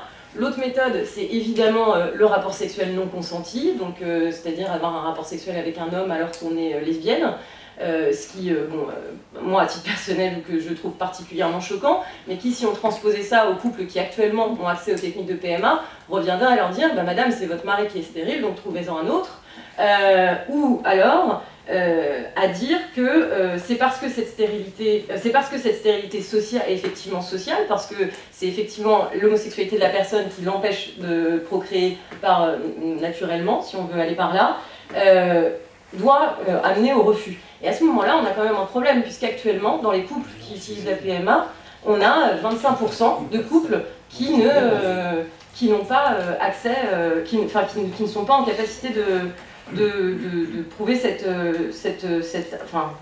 dont on ne peut pas expliquer l'infertilité. Et juste pour terminer, pour moi justement ces questions-là font partie de celles sur lesquelles on peut au contraire justement se redonner les moyens justement de fixer des limites à ce qu'on fait. Notamment parce qu'aujourd'hui, justement, dans les couples de femmes et chez un certain nombre de femmes célibataires qui vont à l'étranger pour des questions de PMA, on met en place des techniques de stimulation ovarienne, donc qui peuvent mener parfois aussi à des techniques de FIV quand on n'en a pas besoin, ou de réduction embryonnaire, etc., qui sont tout à fait dans le cadre des risques qu'on évoquait jusqu'ici, et qu'on pourrait maîtriser demain si on était en capacité d'avoir un cadre bioéthique qui corresponde à ces attentes et aux attentes de ces personnes-là en France. Voilà. Ok, merci Claire, Richel. Je pense qu'avant de passer aux questions-réponses, je vais vous donner le micro, Jacques Thézard, parce que vous avez été un petit peu interpellé. Je sais que sur la PMA, vous êtes plus ou moins contre, mais pour des raisons qui n'ont rien à voir. En réalité, vous êtes parfaitement d'accord pour que deux femmes puissent effectivement élever des enfants, etc. Vous reconnaissez comme moi que la PMA pour toutes n'a rien à voir avec l'eugénisme. Or, le sujet de la soirée, c'est l'eugénisme. Donc pourquoi est-ce qu'on vient parler de ça? Moi je veux bien, mais qu'on nous donne 2 heures, il faut peut-être qu'on parle du sujet du jour, quoi. Parce que, bon, je ne suis pas gêné pour vous répondre, en particulier que si dans un couple de femmes, les 2 sont stériles, alors il faut que la médecine les assiste pour faire un bébé, par exemple. Vous voyez? Voilà. Bon, ça vous donne à réfléchir. Alors, non, je voudrais, quand vous dites qu'il faut prendre le temps, mais les transhumanistes, justement, veulent... étant donné, il y a 2 problèmes, si vous voulez, c'est un peu la conclusion de mon bouquin, là. Il y a 2 périls actuellement, il y a 2 effondrements, 2 catastrophes. Il y a la catastrophe environnementale, je ne développe pas, tout le monde est au courant, mais il y a la catastrophe anthropologique, qu'est-ce que j'ai décrit ici. Et les 2 ont une échéance fixée par les spécialistes. Les transhumanistes, comme le GIEC, donnent comme échéance respective la même année, 2045-2050, on va changer de planète. On va changer de planète parce que, d'une part, le réchauffement aura été tel, la perte de biodiversité, les cultures avec beaucoup moins de récoltes, les nouvelles pathologies, ça c'est côté environnement.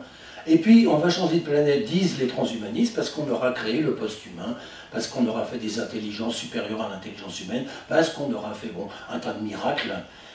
Donc c'est assez extraordinaire. Tout ça, c'est dans 30 ans. Dans 30 ans. Donc est-ce qu'on a le temps? Alors je suis d'accord pour la science lente. Et, non, mais je suis d'accord. Nous, à Sciences Citoyennes, on milite pour la slow science, disent les Britanniques.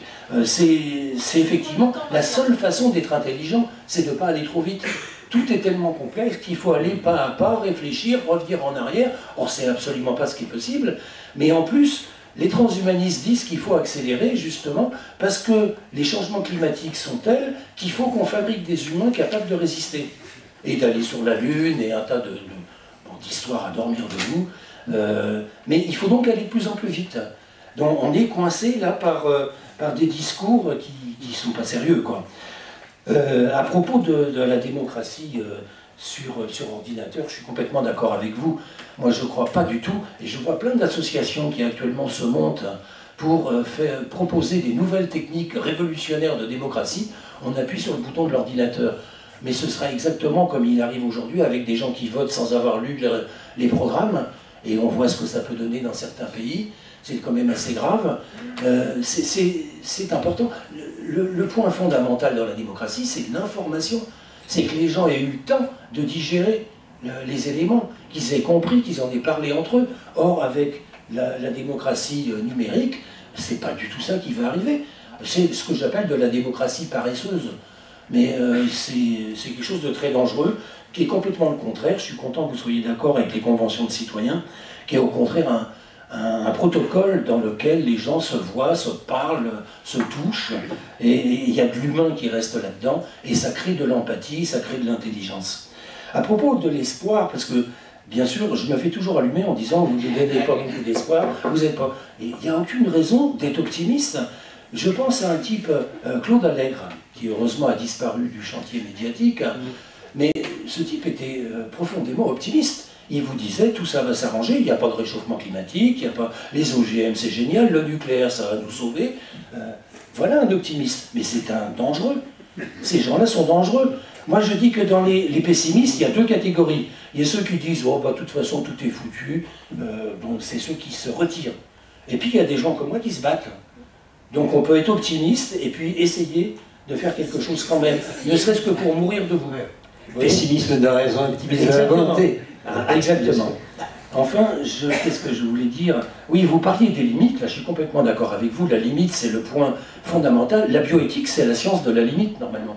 C'est qu'il faut établir où on s'arrête. Or on voit bien que le comité d'éthique par exemple, dans tous ses discours a complètement évolué. Depuis le comité d'éthique des années 80 avec Jean Bernard, qui était un comité moralisateur, qui faisait beaucoup de discours philosophiques. Aujourd'hui, le comité d'éthique, c'est des discours techniciens. C'est comment on va être compétitif. C'est écrit dans les rapports du comité d'éthique. On ne peut pas empêcher telle technique, sinon on va être en retard. C'est le comité d'éthique qui le dit. Ce serait le ministère de l'économie. Je vois bien, mais c'est le comité d'éthique, donc il y a vraiment de quoi être inquiet. Donc la limite, c'est vraiment... alors, vous disiez, moi je ne serais pas complètement contre de dire la PMA, on arrête, on n'en fait pas, pour personne. Bon, c'est un truc qui doit être discuté par des conventions de citoyens, par exemple, et on pourrait arriver à dire, finalement, bon, d'une part, il y a déjà assez de naissances, d'autre part, ça pose plein de problèmes, parce que ça débouche forcément sur ce que je vous ai expliqué, avec un eugénisme qui est rampant, mais qui va devenir triomphant. Donc il vaut peut-être mieux arrêter tout ça. Moi, ça ne me choquerait pas, mais il faut que ce soit décidé démocratiquement. Et pour moi, il n'y a plus qu'un mode de décision démocratique, c'est les jurys citoyens bien formés, avec informations contradictoires, prenant leur temps pour réfléchir et donner un avis. Voilà. À propos du sport, je dirais seulement que c'est aujourd'hui le terrain d'expérimentation du transhumanisme. Hein, que les Jeux paralympiques, c'est génial, parce que vous avez des gens qui sont là, qui ont une invalidité, une infirmité, qui sont drogués, forcément pour survivre, ils prennent plein de médicaments. C'est idéal, parce que vous pouvez leur coller d'autres médicaments qu'on ne va pas pouvoir déceler, parce qu'ils sont déjà des vraies pharmacies ambulantes, et vous pouvez tester un tas de trucs sur ces gens-là. Et c'est des cobayes. Et en même temps, c'est du spectacle. L'histoire de Pistorius, par exemple, ça fait rêver les gens. Si on peut courir plus vite quand on n'a plus de jambes, c'est quand même formidable, la science. Donc tout ça, c'est... voilà, je pense que le sport et l'armée, c'est les deux terrains sur lesquels on est en train d'expérimenter les techniques, non pas de procréation, mais toutes les techniques annexes que j'évoquais tout à l'heure. Ouais. Bien, on va maintenant donner la parole à la salle, comme on dit. On prend deux, trois questions. Merci Jacques, merci mesdames de vos interventions. La question que je voudrais te poser, c'est une question sur l'eugénisme écologique. L'eugénisme écologique, c'est parce qu'il y a les prévisions probables, c'est déjà on se prépare à ça, on s'adapte à ça, c'est 3 degrés, plus 3 degrés, dans le business as usual, enfin, si les gens font si les États suivent les prescriptions de la COP21, on a plus 3 degrés. Comme il y a une forte probabilité pour qu'ils ne les suivent pas, pour qu'il y ait un tas qui ne les suivent pas, enfin, on aura certainement plus. Donc, la question que je voulais te poser, c'est est-ce qu'il y a des techniques de manipulation génétique qui permettent de faire des humains qui résistent mieux à la chaleur. Des humains qui vivent à 60 degrés, à 50 degrés, à 60 degrés. Bon. Je sais qu'il y a le gène des Tibétains. Les Tibétains ont pratique des prédispositions géniques à vivre avec un défaut d'oxygène, mais est-ce que... Donc on peut aussi faire que des gens vivent en altitude, mais il fait moins chaud sur l'Himalaya. Mais c'est... Donc ça c'est la question que je te pose. Alors pour Fanny, je suis un militant de fer du Forum pour d'autres indicateurs de richesse, et je sais qu'à Lille, on a fait des conventions de citoyens qui permettent de mettre au point des indicateurs qui soient... et alors la question c'était sur les indicateurs.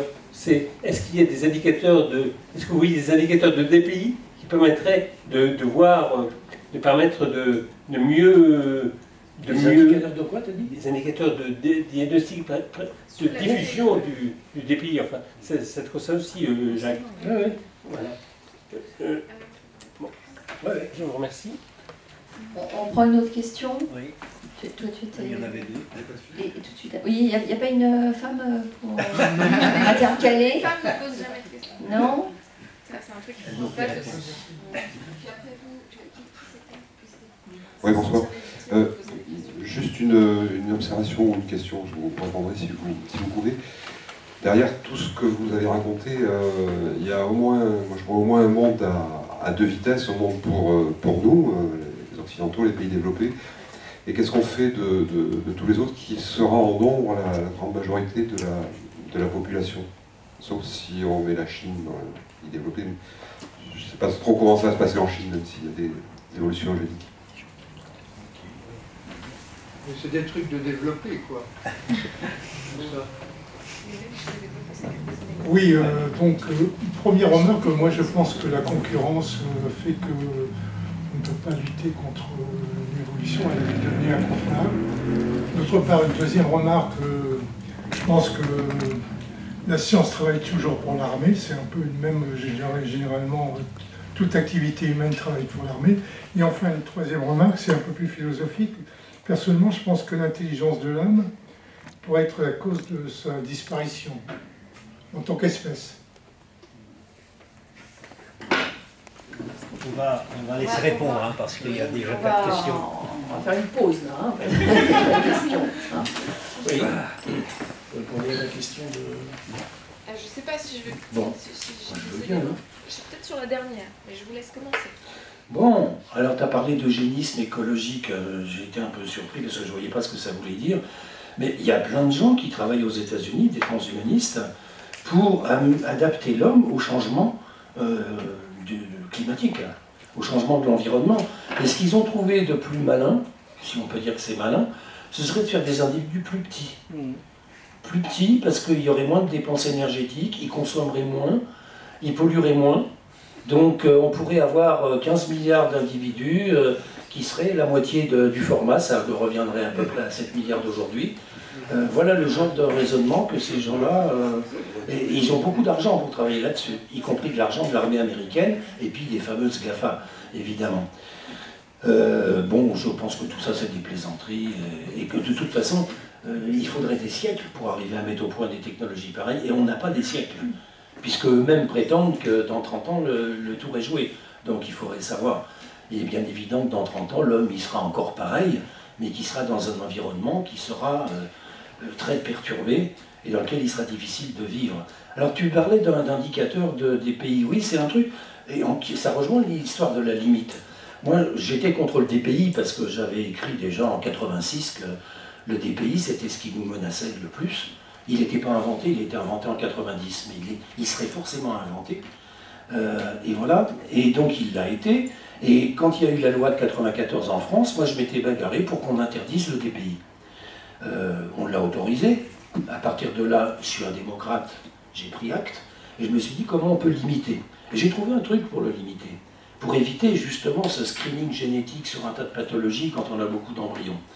Eh bien, c'est d'accepter la recherche d'une pathologie pour tous les embryons d'un couple, d'une seule. Une seule pathologie pour tous les embryons d'un couple. Ça veut dire que peut-être des gens ne n'auront pas un enfant qui louche, mais à ce moment-là, ils risqueront d'avoir un enfant qui a la mucoviscidose. Alors on me dit, mais ton proposition est monstrueuse, tu veux des enfants qui aient la mucoviscidose? Mais c'est la seule façon de limiter, parce qu'on ne sait pas ce qu'est une maladie particulièrement grave dont parle la loi. Ça ne veut rien dire.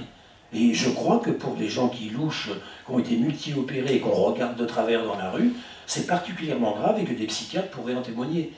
Donc ça ne veut rien dire, il ne faut pas s'attaquer à ça. Ce qu'il faut, c'est une pathologie par couple, parce que c'est la seule façon d'éviter que tout le monde choisisse la même chose. S'il y a des centaines de pathologies qui sont mises au choix, à ce moment-là, tout le monde va choisir, et quand je dis de pathologie, bientôt ce sera aussi davantage. On ne recherchera pas seulement à éliminer les pathologies, mais à conserver les avantages dans d'autres embryons. Donc, la seule façon d'éviter la normalisation de l'humain, c'est de permettre aux gens un peu de fantaisie, c'est-à-dire que leur progéniture serait choisie sur le paramètre qui leur paraît invivable. Il leur paraît, il y a un truc qui c'est invivable, bon, ça peut être d'avoir un trisomique 21, ça peut être d'avoir, je ne sais pas, mais il y a un.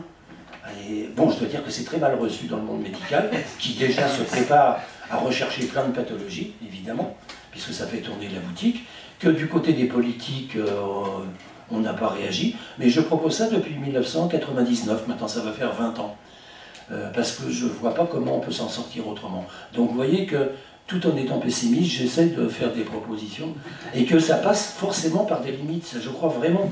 Et là, c'est une limite claire, c'est un nombre, il n'y a pas mieux. C'est 1, c'est pas 2, c'est 1. Mais il y a plein de généticiens qui m'ont répondu « Ah, mais moi j'ai des patients qui ont 3 pathologies. » Ben, c'est simplement qu'on n'a pas bien regardé parce qu'ils en ont 50, les risques de pathologie. Tout le monde, vous en avez tous. Donc on n'en sort plus. Ah oui, peut-être répondre aux autres questions. Sur le monde à 2 vitesses, oui, mais c'est bien évident, c'est un monde à plusieurs vitesses. Parce qu'il y a tellement de propositions qui sont faites qu'il y a plein de degrés. Alors je signale que les transhumanistes ont dit que ceux qui ne marcheraient pas dans ce système d'amélioration de l'humain seront les chimpanzés du futur. C'est tout à fait clair, voilà. Et que par ailleurs, ceux donc, qui proposent ça, je pense à Laurent Alexandre, j'ai fait plusieurs débats avec lui où chaque fois il me traite de bioconservateur. Voilà, on devient conservateur quand on veut faire respecter l'humanisme finalement. Puisque le transhumanisme, c'est le contraire de l'humanisme, c'est la mort de l'humanisme, c'est la mort de l'humain. Ces gens-là peuvent le dire. Voilà. Pour répondre à la dernière question brièvement, vous dites que c'est l'intelligence de l'homme qui va causer sa disparition. Je ne crois pas que ces gens-là soient tellement intelligents. Je crois qu'ils sont très performants techniquement, qu'ils ont des savoirs énormes, qu'ils ont sûrement beaucoup de mémoire, une rapidité de réflexion, mais l'intelligence, c'est bien autre chose. Et n'importe quelle grenouille dans une mare est plus intelligente que ces gens-là, parce qu'elle essaie d'assurer sa survie et celle de son groupe. Et ça me paraît être vraiment l'intelligence.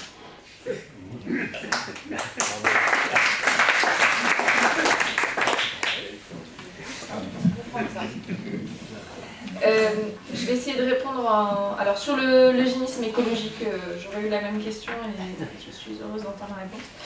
En fait, je pense qu'en effet, ça va aller trop vite, le changement qui a déjà commencé en fait, pour pouvoir vraiment...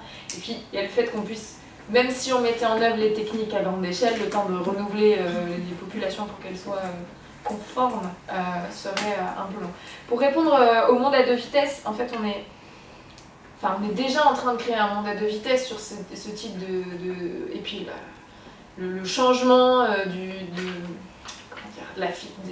financement, de la sécurité sociale, etc. vont faire aussi qu'il y a des gens qui vont pouvoir se payer des tests, il y a des gens qui vont pouvoir aussi, et d'autres pas.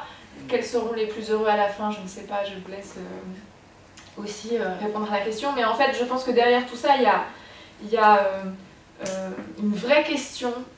Alors, est-ce que c'est lié à l'intelligence de l'homme? Est-ce que c'est lié au néolibéralisme qui est en train de, depuis longtemps, grandir dans nos sociétés? En fait, il y a une vraie question liée à la tolérance et à l'acceptation de la différence. C'est-à-dire que est-ce qu'on est tous prêts à accepter que l'autre à côté de nous, il n'est pas pareil, il est peut-être un peu handicapé, il est peut-être un peu moins performant sur certains sujets, mais peut-être pas sur d'autres.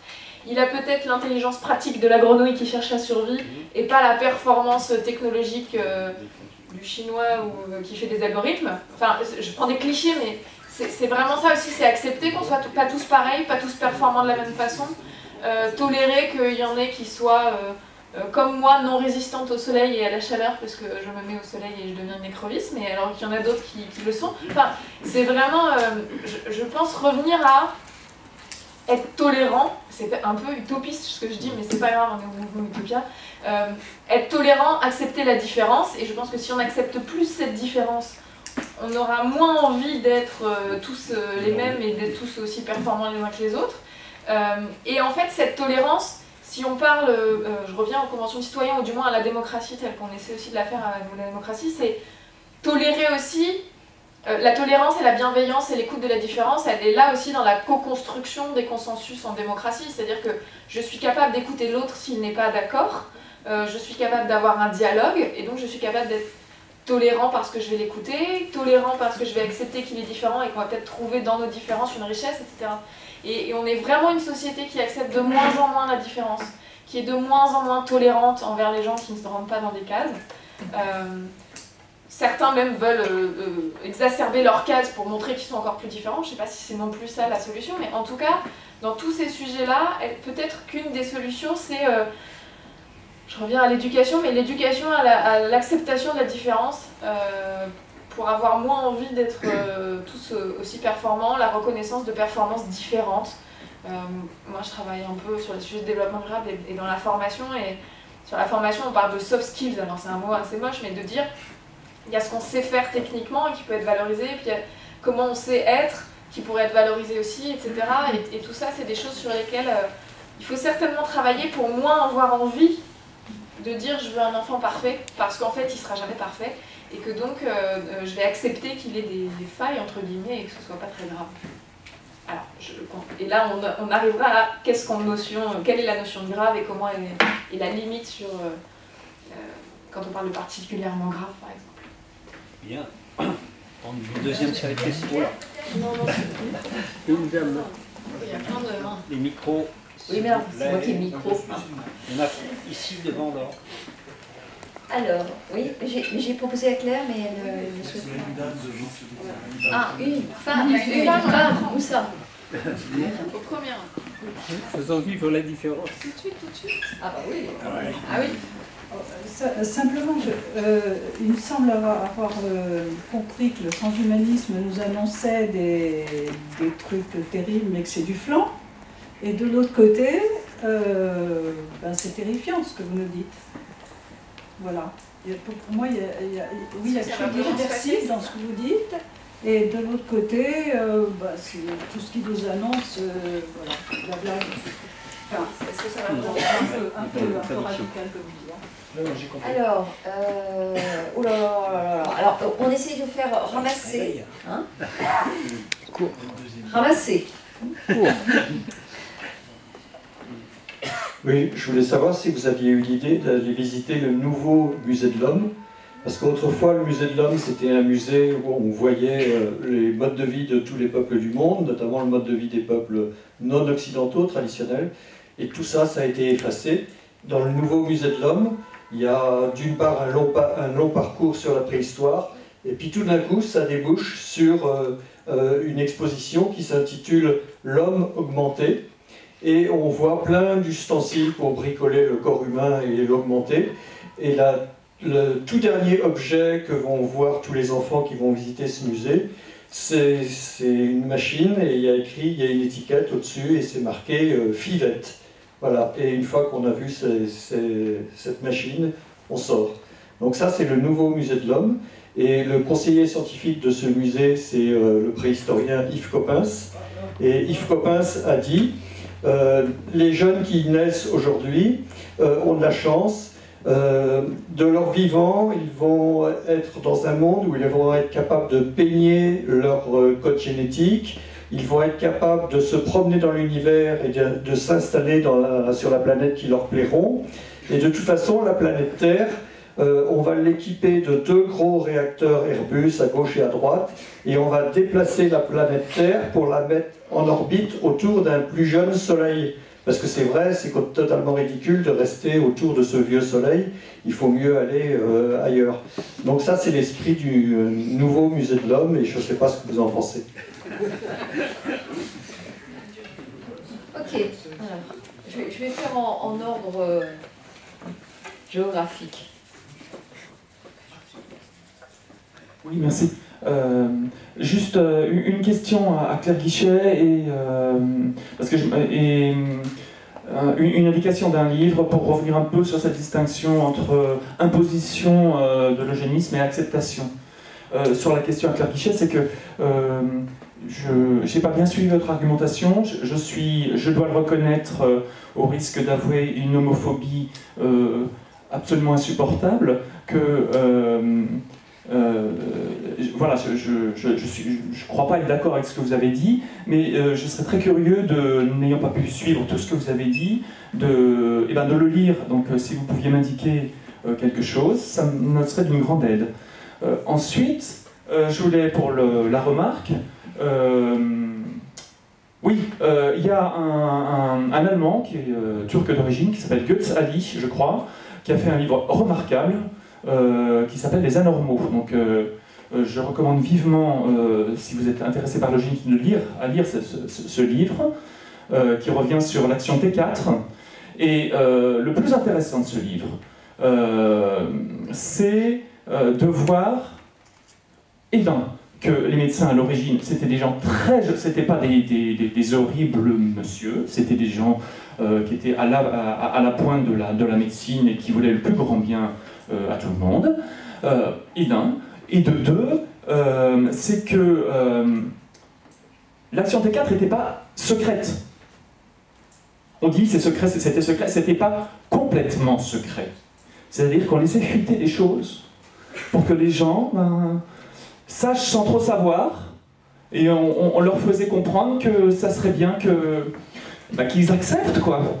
Mais ils n'avaient pas la culpabilité la culpabilité pour eux n'était pas complètement pleine, puisqu'on leur disait pas complètement la vérité, mais on leur faisait un peu sentir.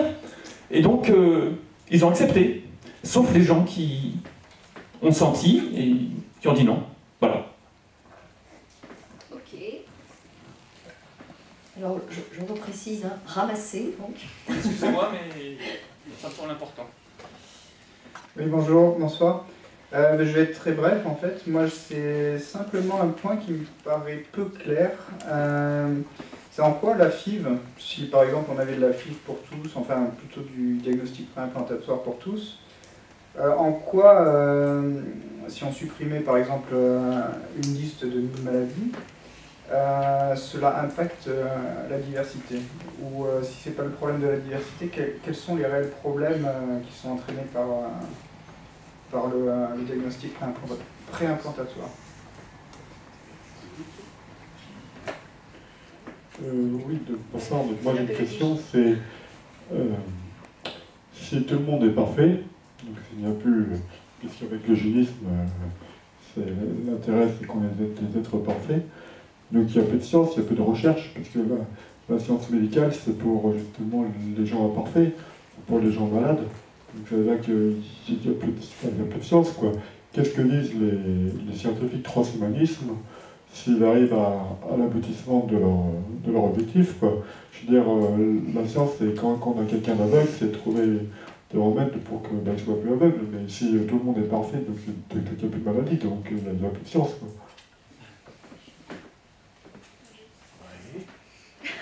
Ça va tuer l'emploi, quoi, c'est ça. Il s'auto-sabote. Je vous laisse la parole. Qui commence? Allez-y. Est-ce que ça va vraiment? Ah non, Si tu veux. je vais commencer par la fin, là. L'eugénisme, s'il amène la perfection, il n'y a plus de science, c'est plein. Mais il n'y a aucune chance que la perfection soit amenée par l'eugénisme parce qu'on ne sait pas ce que c'est. Est-ce que vous pouvez me faire le portrait robot d'un enfant parfait? Personne ne sait ce que c'est. C'est un peu aussi pour ça que c'est se moquer du monde. On ne sait pas ce que c'est que la perfection. On sait qu'il y a des choses que la plupart des gens ont envie d'éviter, mais ça peut être aussi sous des pressions sociales, mais ça ne définit pas. Le reste, en miroir, n'est pas la perfection. Donc on ne sait pas ce qu'est la perfection, et je pense qu'on peut courir derrière, et que même si l'eugénisme arrivait à éliminer, ou du moins à diminuer la fréquence de certains caractères rédhibitoires, on n'aurait toujours pas un individu parfait. Donc ça devrait vous rassurer. Alors, il y a un monsieur qui dit, en gros, qu'est-ce que c'est que le problème avec la diversité si on fait du DPI? Je crois que je l'ai expliqué tout à l'heure. Je vous ai dit pourquoi s'opposer au DPI? Je peux recommencer mon exposé, mais je vous ai trouvé 5-6 raisons de s'opposer au DPI. Donc, il y en a au moins 5 ou 6, on peut en trouver davantage. Si je peux me permettre, moi j'ai d'interpréter la question, mais c'est peut-être pas la bonne interprétation, mais en tout cas, c'est pas parce que en triant, et du coup, le fait de faire des gens qui seront moins malades ou plus malades, puisqu'on aura enlevé toutes les maladies possibles, ça n'enlève pas non plus quand même, je dirais, les origines, les personnalités, tout ce qui fait l'identité d'un être humain, l'histoire, la relation avec l'autre, c'est ça qui transforme aussi un individu. C'est pas uniquement parce que plus personne n'aura des rhumes et des cancers, des machins, que tout le monde va être pareil. Je pense que c'est peut-être ça. Non, je parlais de la diversité génétique, hein, bien sûr. D'accord. Pas de la diversité sociologique. Ça, c'est sûr qu'elle restera, psychologique et tout, heureusement, elle restera. Mais l'effort des transhumanistes, c'est de détruire tout ça. C'est de transformer l'homme en machine. Ils considèrent que l'homme est une machine. Un peu compliquée, mais une machine n'est pas très performante. Donc il faut tout refaire, il faut changer les pièces, il faut tout arranger, d'autant que la médecine permet aux individus les moins performants de se multiplier, de faire des petits, et donc ils vont polluer l'espèce encore plus. Donc c'est le vieux truc connu. Bon, mais si vous voulez, le but des transhumanistes, c'est effectivement de niveler tout. Ce qui les gêne, c'est ce qui dépasse Et même les comportements, ça les gêne que les comportements soient différents. Et si on peut agir sur les comportements, et ils y pensent, il y a des drogues déjà, ils sont en train d'étudier des trucs. Et ils cherchent aussi dans la génétique pour éviter les aspects asociaux. Bon, ils cherchent là-dedans parce que tout ça gêne la compétitivité de l'être humain. Voilà, donc... C'est plus... ça répond Puis scientifiquement, la perte de diversité génétique n'est pas très bonne. La perte n'est pas augmentée, non, ça veut dire... Elle n'est pas très bonne. La perte de diversité génétique... oui, mais si on faisait... Non, ce que je disais, c'est si on utilise, comme chez la souris, les techniques sur tout le monde va la demander. Au bout de quelques générations, on aura un changement d'espèce. Au niveau génétique, ce ne sera plus les mêmes individus, l'humain ne sera plus défini biologiquement de la même façon, il sera autre chose, parce qu'on aura éliminé un tas de caractères qui, pour le moment, constituent la diversité. Et on parle beaucoup, on s'inquiète beaucoup de la diversité des ours, des papillons, et on a bien raison, mais personne ne s'intéresse à la diversité humaine. C'est quand même vachement important, parce que c'est notre survie qui est en jeu. Parce que vous savez que la peste au Moyen-Âge, par exemple, il y avait à peu près 30% des gens qui résistaient pour des raisons génétiques qu'on ne connaissait pas, mais qui résistaient. Mais si vous nivelez tout, et tout ce qui a l'air d'être une variante minoritaire par rapport à ce qu'on va appeler la norme, le normal, si vous virez tout ça en quelques générations, vous avez créé des individus qui sont fragiles. Et c'est d'autant plus grave avec les changements climatiques, justement, avec toutes les épidémies qui vont nous arriver, parce qu'on va monter de 3 degrés, c'est bien évident qu'il y aura plein de nouvelles maladies. Déjà qu'il y a plein de maladies nouvelles qui apparaissent. Donc, ça me paraît très inquiétant. Je vais dire un mot à propos de Coppens. C'est un type que j'exècre complètement. C'est un faussaire, je sais, parce que j'ai parlé avec lui dans un procès de faucheur volontaire. Il est intervenu pour dire que les OGM c'était très bien, alors que je l'avais staffé avant et qu'il m'avait dit « Ah ben vous m'avez convaincu ». Non, c'est vraiment un type. Et les médias adorent, comme ils ont adoré Allègre. C'est le nouvel Allègre. Alors il est moins fantasque, et il est d'autant plus redoutable. Donc ça, c'est des gens optimistes. Et il parle en dehors de ses compétences. Qu'est-ce qu'il sait qu'en mettant 2 moteurs de jeunes d'Airbus, on va pouvoir bouger la Terre? Il est paléontologue. Il sait que les plantes transgéniques c'est vachement bien, que le nucléaire c'est super, comme Allègre. Ces gens-là sont des gens dangereux, il faut les faire taire. Mais les médias les adorent. Il y a un vrai problème. Il y a Pascal Pic aussi. Oui, un peu moins grave, mais il est dans la même ligne. Plus jeune et donc plus dangereux. Ouais. Mais je l'attaque un peu dans mon bouquin d'ailleurs. Il y avait d'autres questions? Oui, ce qui n'est pas contradictoire de dire qu'en même temps c'est très dangereux. Ah oui, si c'était ce que dit la dame. En même temps, des... la dame a posé une question très importante. Vous nous dites que l'eugénisme c'est du flan, et puis vous nous dites en même temps que c'est terrifiant. Et oui, les deux sont possibles. Les deux sont possibles. Par exemple, si je prends le cas du diagnostic génétique préimplantatoire, s'il se répand vraiment, c'est complètement terrifiant, mais ça reste du flan, parce que les individus ne seront pas plus heureux.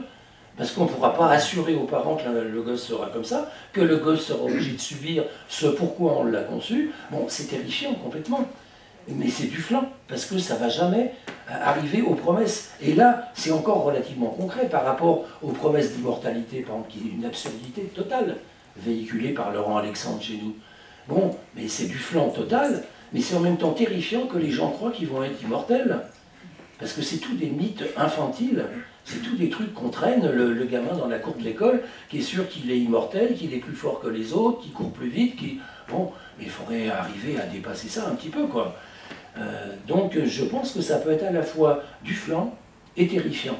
Et que même si le transhumanisme ne remplit pas ses promesses, ce qui, à mon avis, va arriver, il laissera des traces indélébiles dans l'esprit des gens, dans les rapports sociaux, dans plein de choses. S'il y a des écrits sur... Je n'ai pas l'écrit comme ça, mais je vais y réfléchir promis. Mais juste, enfin, il ne s'agit pas de dire que on peut, enfin, il s'agit pas de dire que nécessairement tout discours à l'encontre de ces questions-là forcément se place comme homophobe. Moi, ce que je pose, c'est la question de où est-ce qu'on, quand je dis où est-ce qu'on place la limite, c'est parce que ce qui me choque actuellement dans ces débats, c'est qu'on a l'impression que finalement, on découvre ce que sont les risques liés humainement à la PMA ou à la FIV au moment où on parle de son ouverture à de nouveaux publics. alors qu'en fait, ces nouveaux publics ne changent absolument rien au problème dont on a parlé jusqu'ici. Qu'on parle du diagnostic préimplantatoire, qu'on parle des réductions embryonnaires, qu'on parle de tout ça, et encore, même pire, pour le coup, leur prise en charge en France pourrait limiter le nombre de cas dans lesquels on fait ces mesures-là, puisque aujourd'hui, quand on parle de couples qui vont en Espagne ou en Belgique, on fait tout un tas de techniques qu'on n'aurait pas besoin de faire si ces personnes étaient suivies à la maison, et où finalement ce serait beaucoup moins... on serait beaucoup moins dans ces trucs-là. Et donc pour moi, la question, elle est plutôt...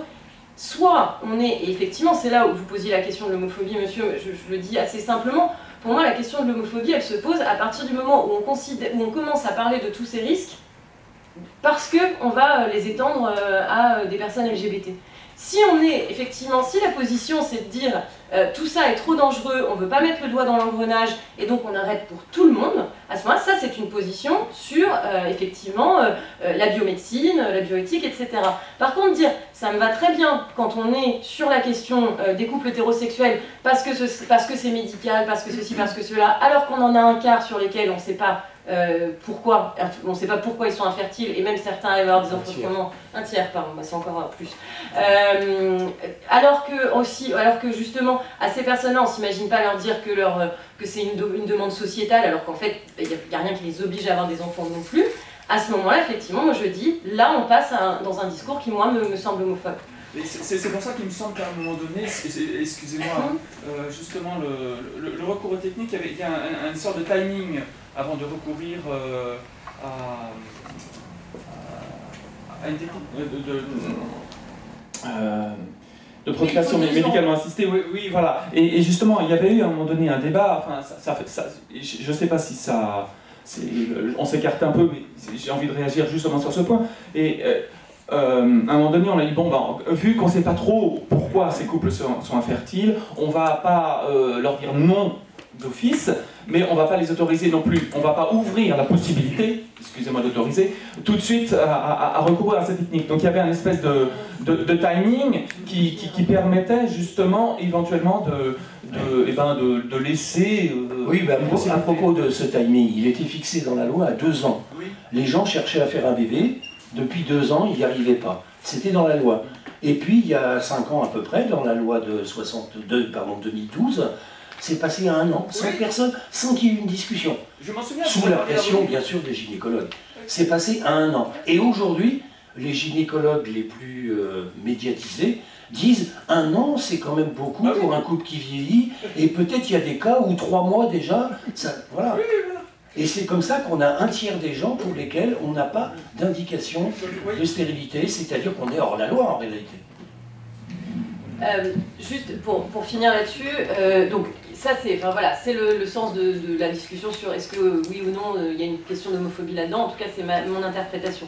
Le deuxième, juste pour la question un peu de l'espoir, etc. Moi sur la question de la DPI pour tous, ou de la FIV pour tous, ou du transhumanisme pour tous, etc.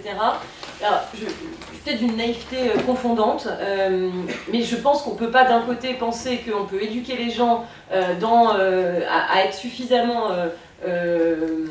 qu'on peut pas leur donner suffisamment de connaissances et de compréhension dans le cas, si on prend le temps, etc., dans le cadre de jurés citoyens ou d'autres choses, pour prendre des décisions aussi importantes, et de l'autre côté, se dire que, au-delà de cette régulation, demain, tout le monde voudra la FIV, ou tout le monde voudra un robot à un bras articulé alors qu'il n'en a pas besoin. Je crois, en tout cas, qu'il y a la question de la régulation, et après, il y a aussi la question de la politique et des êtres humains et de la manière dont, entre nous aussi, collectivement, on se parle, on se traite, de ce qu'on encourage, etc. Et je crois fondamentalement à ça, c'est-à-dire que je pense que autant la régulation, effectivement, peut empêcher les gens de faire quelque chose à un certain point, autant les régulations peuvent à la fois évoluer et reculer, et aussi des sociétés... peuvent s'aventurer sur des terrains et ensuite changer.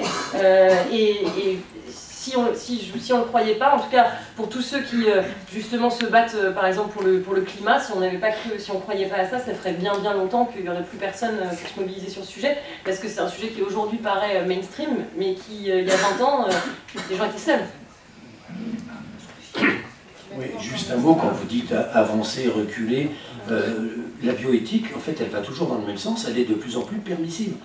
Il n'y a pas un seul exemple, dans aucun pays, je crois, où on est revenu en arrière. Donc c'est-à-dire qu'on ouvre de plus en plus. C'est ça aussi qui est inquiétant. Est-ce que c'est vraiment une régulation intelligente qui a un sens philosophique, ou est-ce que c'est simplement s'adapter au marché? Deux dernières questions, parce qu'il va falloir qu'on... Petite question. Hein. Non, mais on a une contrainte de temps par rapport à la salle. Ok, je me dépêche. Moi j'ai une question pour Jacques Testard. Alors déjà, merci pour votre honnêteté. Vous terminez votre discussion en disant les carottes sont cuites. Je pense aussi d'ailleurs. Bon, par contre, quand on voit l'ensemble des désastres de la civilisation industrielle sur l'environnement, mais aussi sur les humains, notamment en termes de santé, donc je pense aux ondes, à la bouffe industrielle, maintenant au transhumanisme, à l'absence de nature dans nos environnements, etc. Est-ce que quelque part on ne peut pas penser ou espérer que cet humain industriel ou cet humain avancé, finalement ce ne soit pas lui qui survive sur le long terme, ce soit plutôt le chimpanzé du futur qui sera allé se réfugier dans la forêt? Voilà, c'est ça ma question. Est-ce qu'on ne peut pas penser ça finalement? Oui, mais c'est un peu comme ça que je termine mon bouquin. Je disais tout à l'heure, il y a deux périls, deux catastrophes, la catastrophe environnementale, la catastrophe anthropologique. Les deux ne peuvent pas s'accorder. C'est-à-dire, il va arriver un moment, par exemple, où quand les gens n'auront plus rien à bouffer, que ce sera quasiment la guerre civile, qu'on aura plein de maladies contre lesquelles on n'est pas préparé, et tout ça va arriver très vite. On dira, ce serait sympa effectivement qu'on nous greffe un troisième bras, ou qu'on ait... Mais est-ce que c'est vraiment le moment d'y penser, quoi? Donc vous nous emmerdez avec votre transhumanisme, il y a des choses plus importantes. Je pense que finalement c'est le problème de l'environnement qui va s'imposer. Ça ne veut pas dire qu'on va le résoudre, mais que le transhumanisme il va être avalé par ça et qu'il n'a pas d'avenir. Ou alors ce sera pour le nouvel humain qui reviendrait dans quelques millénaires peut-être, parce que les mêmes problèmes se reposeront. Donc il me semble moi que le seul espoir qu'il y a aujourd'hui, c'est des collectivités de gens, et là on retrouve des jeunes, c'est peut-être pas les mêmes que ceux dont j'ai parlé tout à l'heure, beaucoup de jeunes qui refusent le système, qui vivent en collectivité, dans la frugalité, on peut dire dans la décroissance, qui refusent tous les gadgets, qui partagent des objets, qui n'ont pas de téléphone portable, par exemple, qui font des cultures bio, qui s'organisent, qui font de la musique, qui ont l'air d'être très heureux, je pense à ceux de Notre-Dame-des-Landes, par exemple. Mais qu'est-ce que fait l'État quand il voit ça? Il envoie les CRS, évidemment. Alors que c'est dans ces lieux-là qu'on est en train d'expérimenter la seule possibilité de survie. Alors, il n'y a pas que Notre-Dame-des-Landes, il y en a plein qui sont plus discrets parce qu'il n'y a pas le problème de l'aéroport. Il y a un peu partout, et il y en a en Espagne, il y en a un peu partout. Des gens qui font comme ça. Mais c'est là qu'il faudrait que les journalistes aillent voir, qu'il faudrait qu'on ait des éléments de documentation, qu'on allait passer nos vacances pour voir ce qui se passe, parce que c'est là quel espoir chez ces gens-là. C'est-à-dire qu'ils nous donnent à rêver autre chose, et ils construisent un autre récit pour l'humanité, parce que le récit qu'on a là, il est foutu, quoi. Alors, je prends les deux dernières prises de parole, donc Jean-Jacques. Je voudrais juste évoquer un petit truc pas mal quand même qu'on a réussi dans notre pays. Je ne sais pas ce que vous en pensez. Je dis ça à l'appui de la remarque que faisait tout à l'heure Fanny sur l'éducation à la tolérance.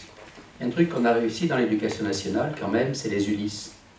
Parce que si vous avez suivi un petit peu ce qui se passe dans les ULIS, on habitue quand même des classes, entre guillemets, normales, à accepter dans leur sein des élèves qui ont un problème de handicap. Et ça se passe très bien.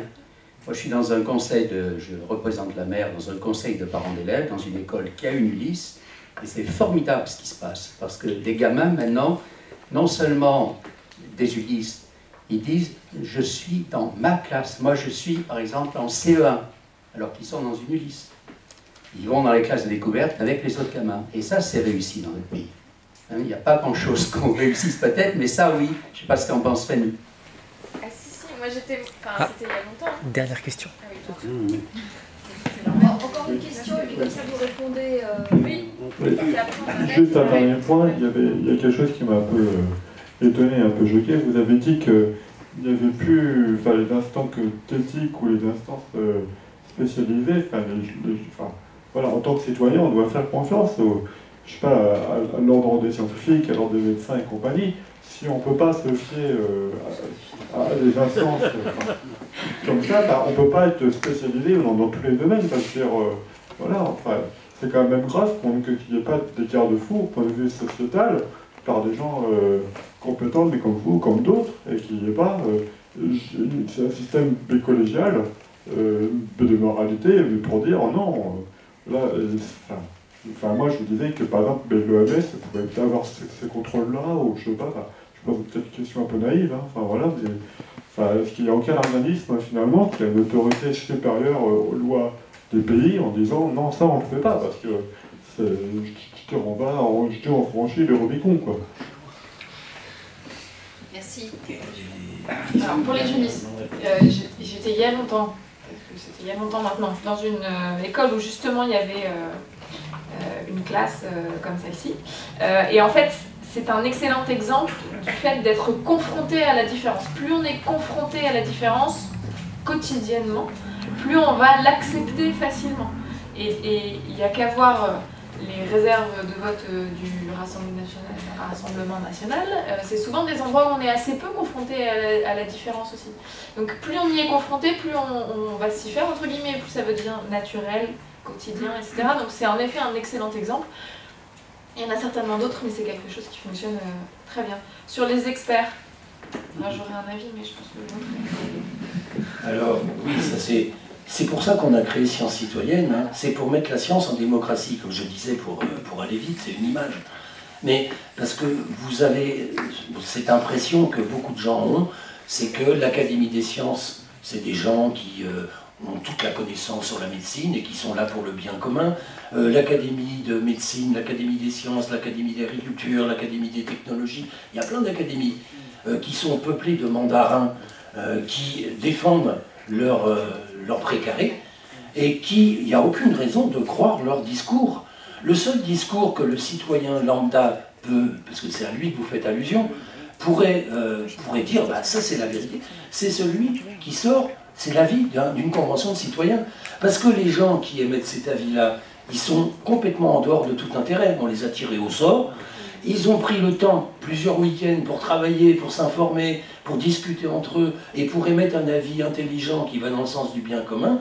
Il n'y a pas mieux comme leçon pour les citoyens. Mais il faut arrêter de croire le discours officiel, et de plus en plus. Parce que, étant donné que l'industrie s'est infiltrée maintenant partout, que tous les programmes de recherche sont faits pour trouver quelque chose qui a déjà une place sur le marché, c'est comme ça que ça fonctionne. Donc les idées de recherche fondamentale et tout ça, c'est seulement pour les maths et la physique théorique. Mais dans les autres domaines, ça n'existe plus, ça. Eh bien, à partir de là, on ne peut pas faire confiance aux gens qui travaillent dans ces domaines-là. Ils vont défendre leur boutique. Ils ne sont pas plus crédibles que Monsanto ou que... Bien, merci. On va clôturer donc cette conférence. Merci encore une fois à nos intervenants et intervenantes. Je vous rappelle donc le dernier livre donc, de Jacques Testard, donc ici, il y en a quelques-uns, Au péril de l'humain. Il y a également un numéro de la décroissance avec une interview donc, de Jacques Testard, et puis nous avons les livres des éditions Utopia derrière. Alors, la démocratie, c'est pas fini, on vous donne rendez-vous pour le 11 décembre, donc dans un mois, pour la dernière conférence de l'année. Le municipalisme peut-il redonner foi en politique, avec Elisabeth Do, qui travaille donc à l'Institut de recherche du débat de la gouvernance. On parlera encore de démocratie locale, donc dans un mois. Merci à toutes et à tous, et à très bientôt.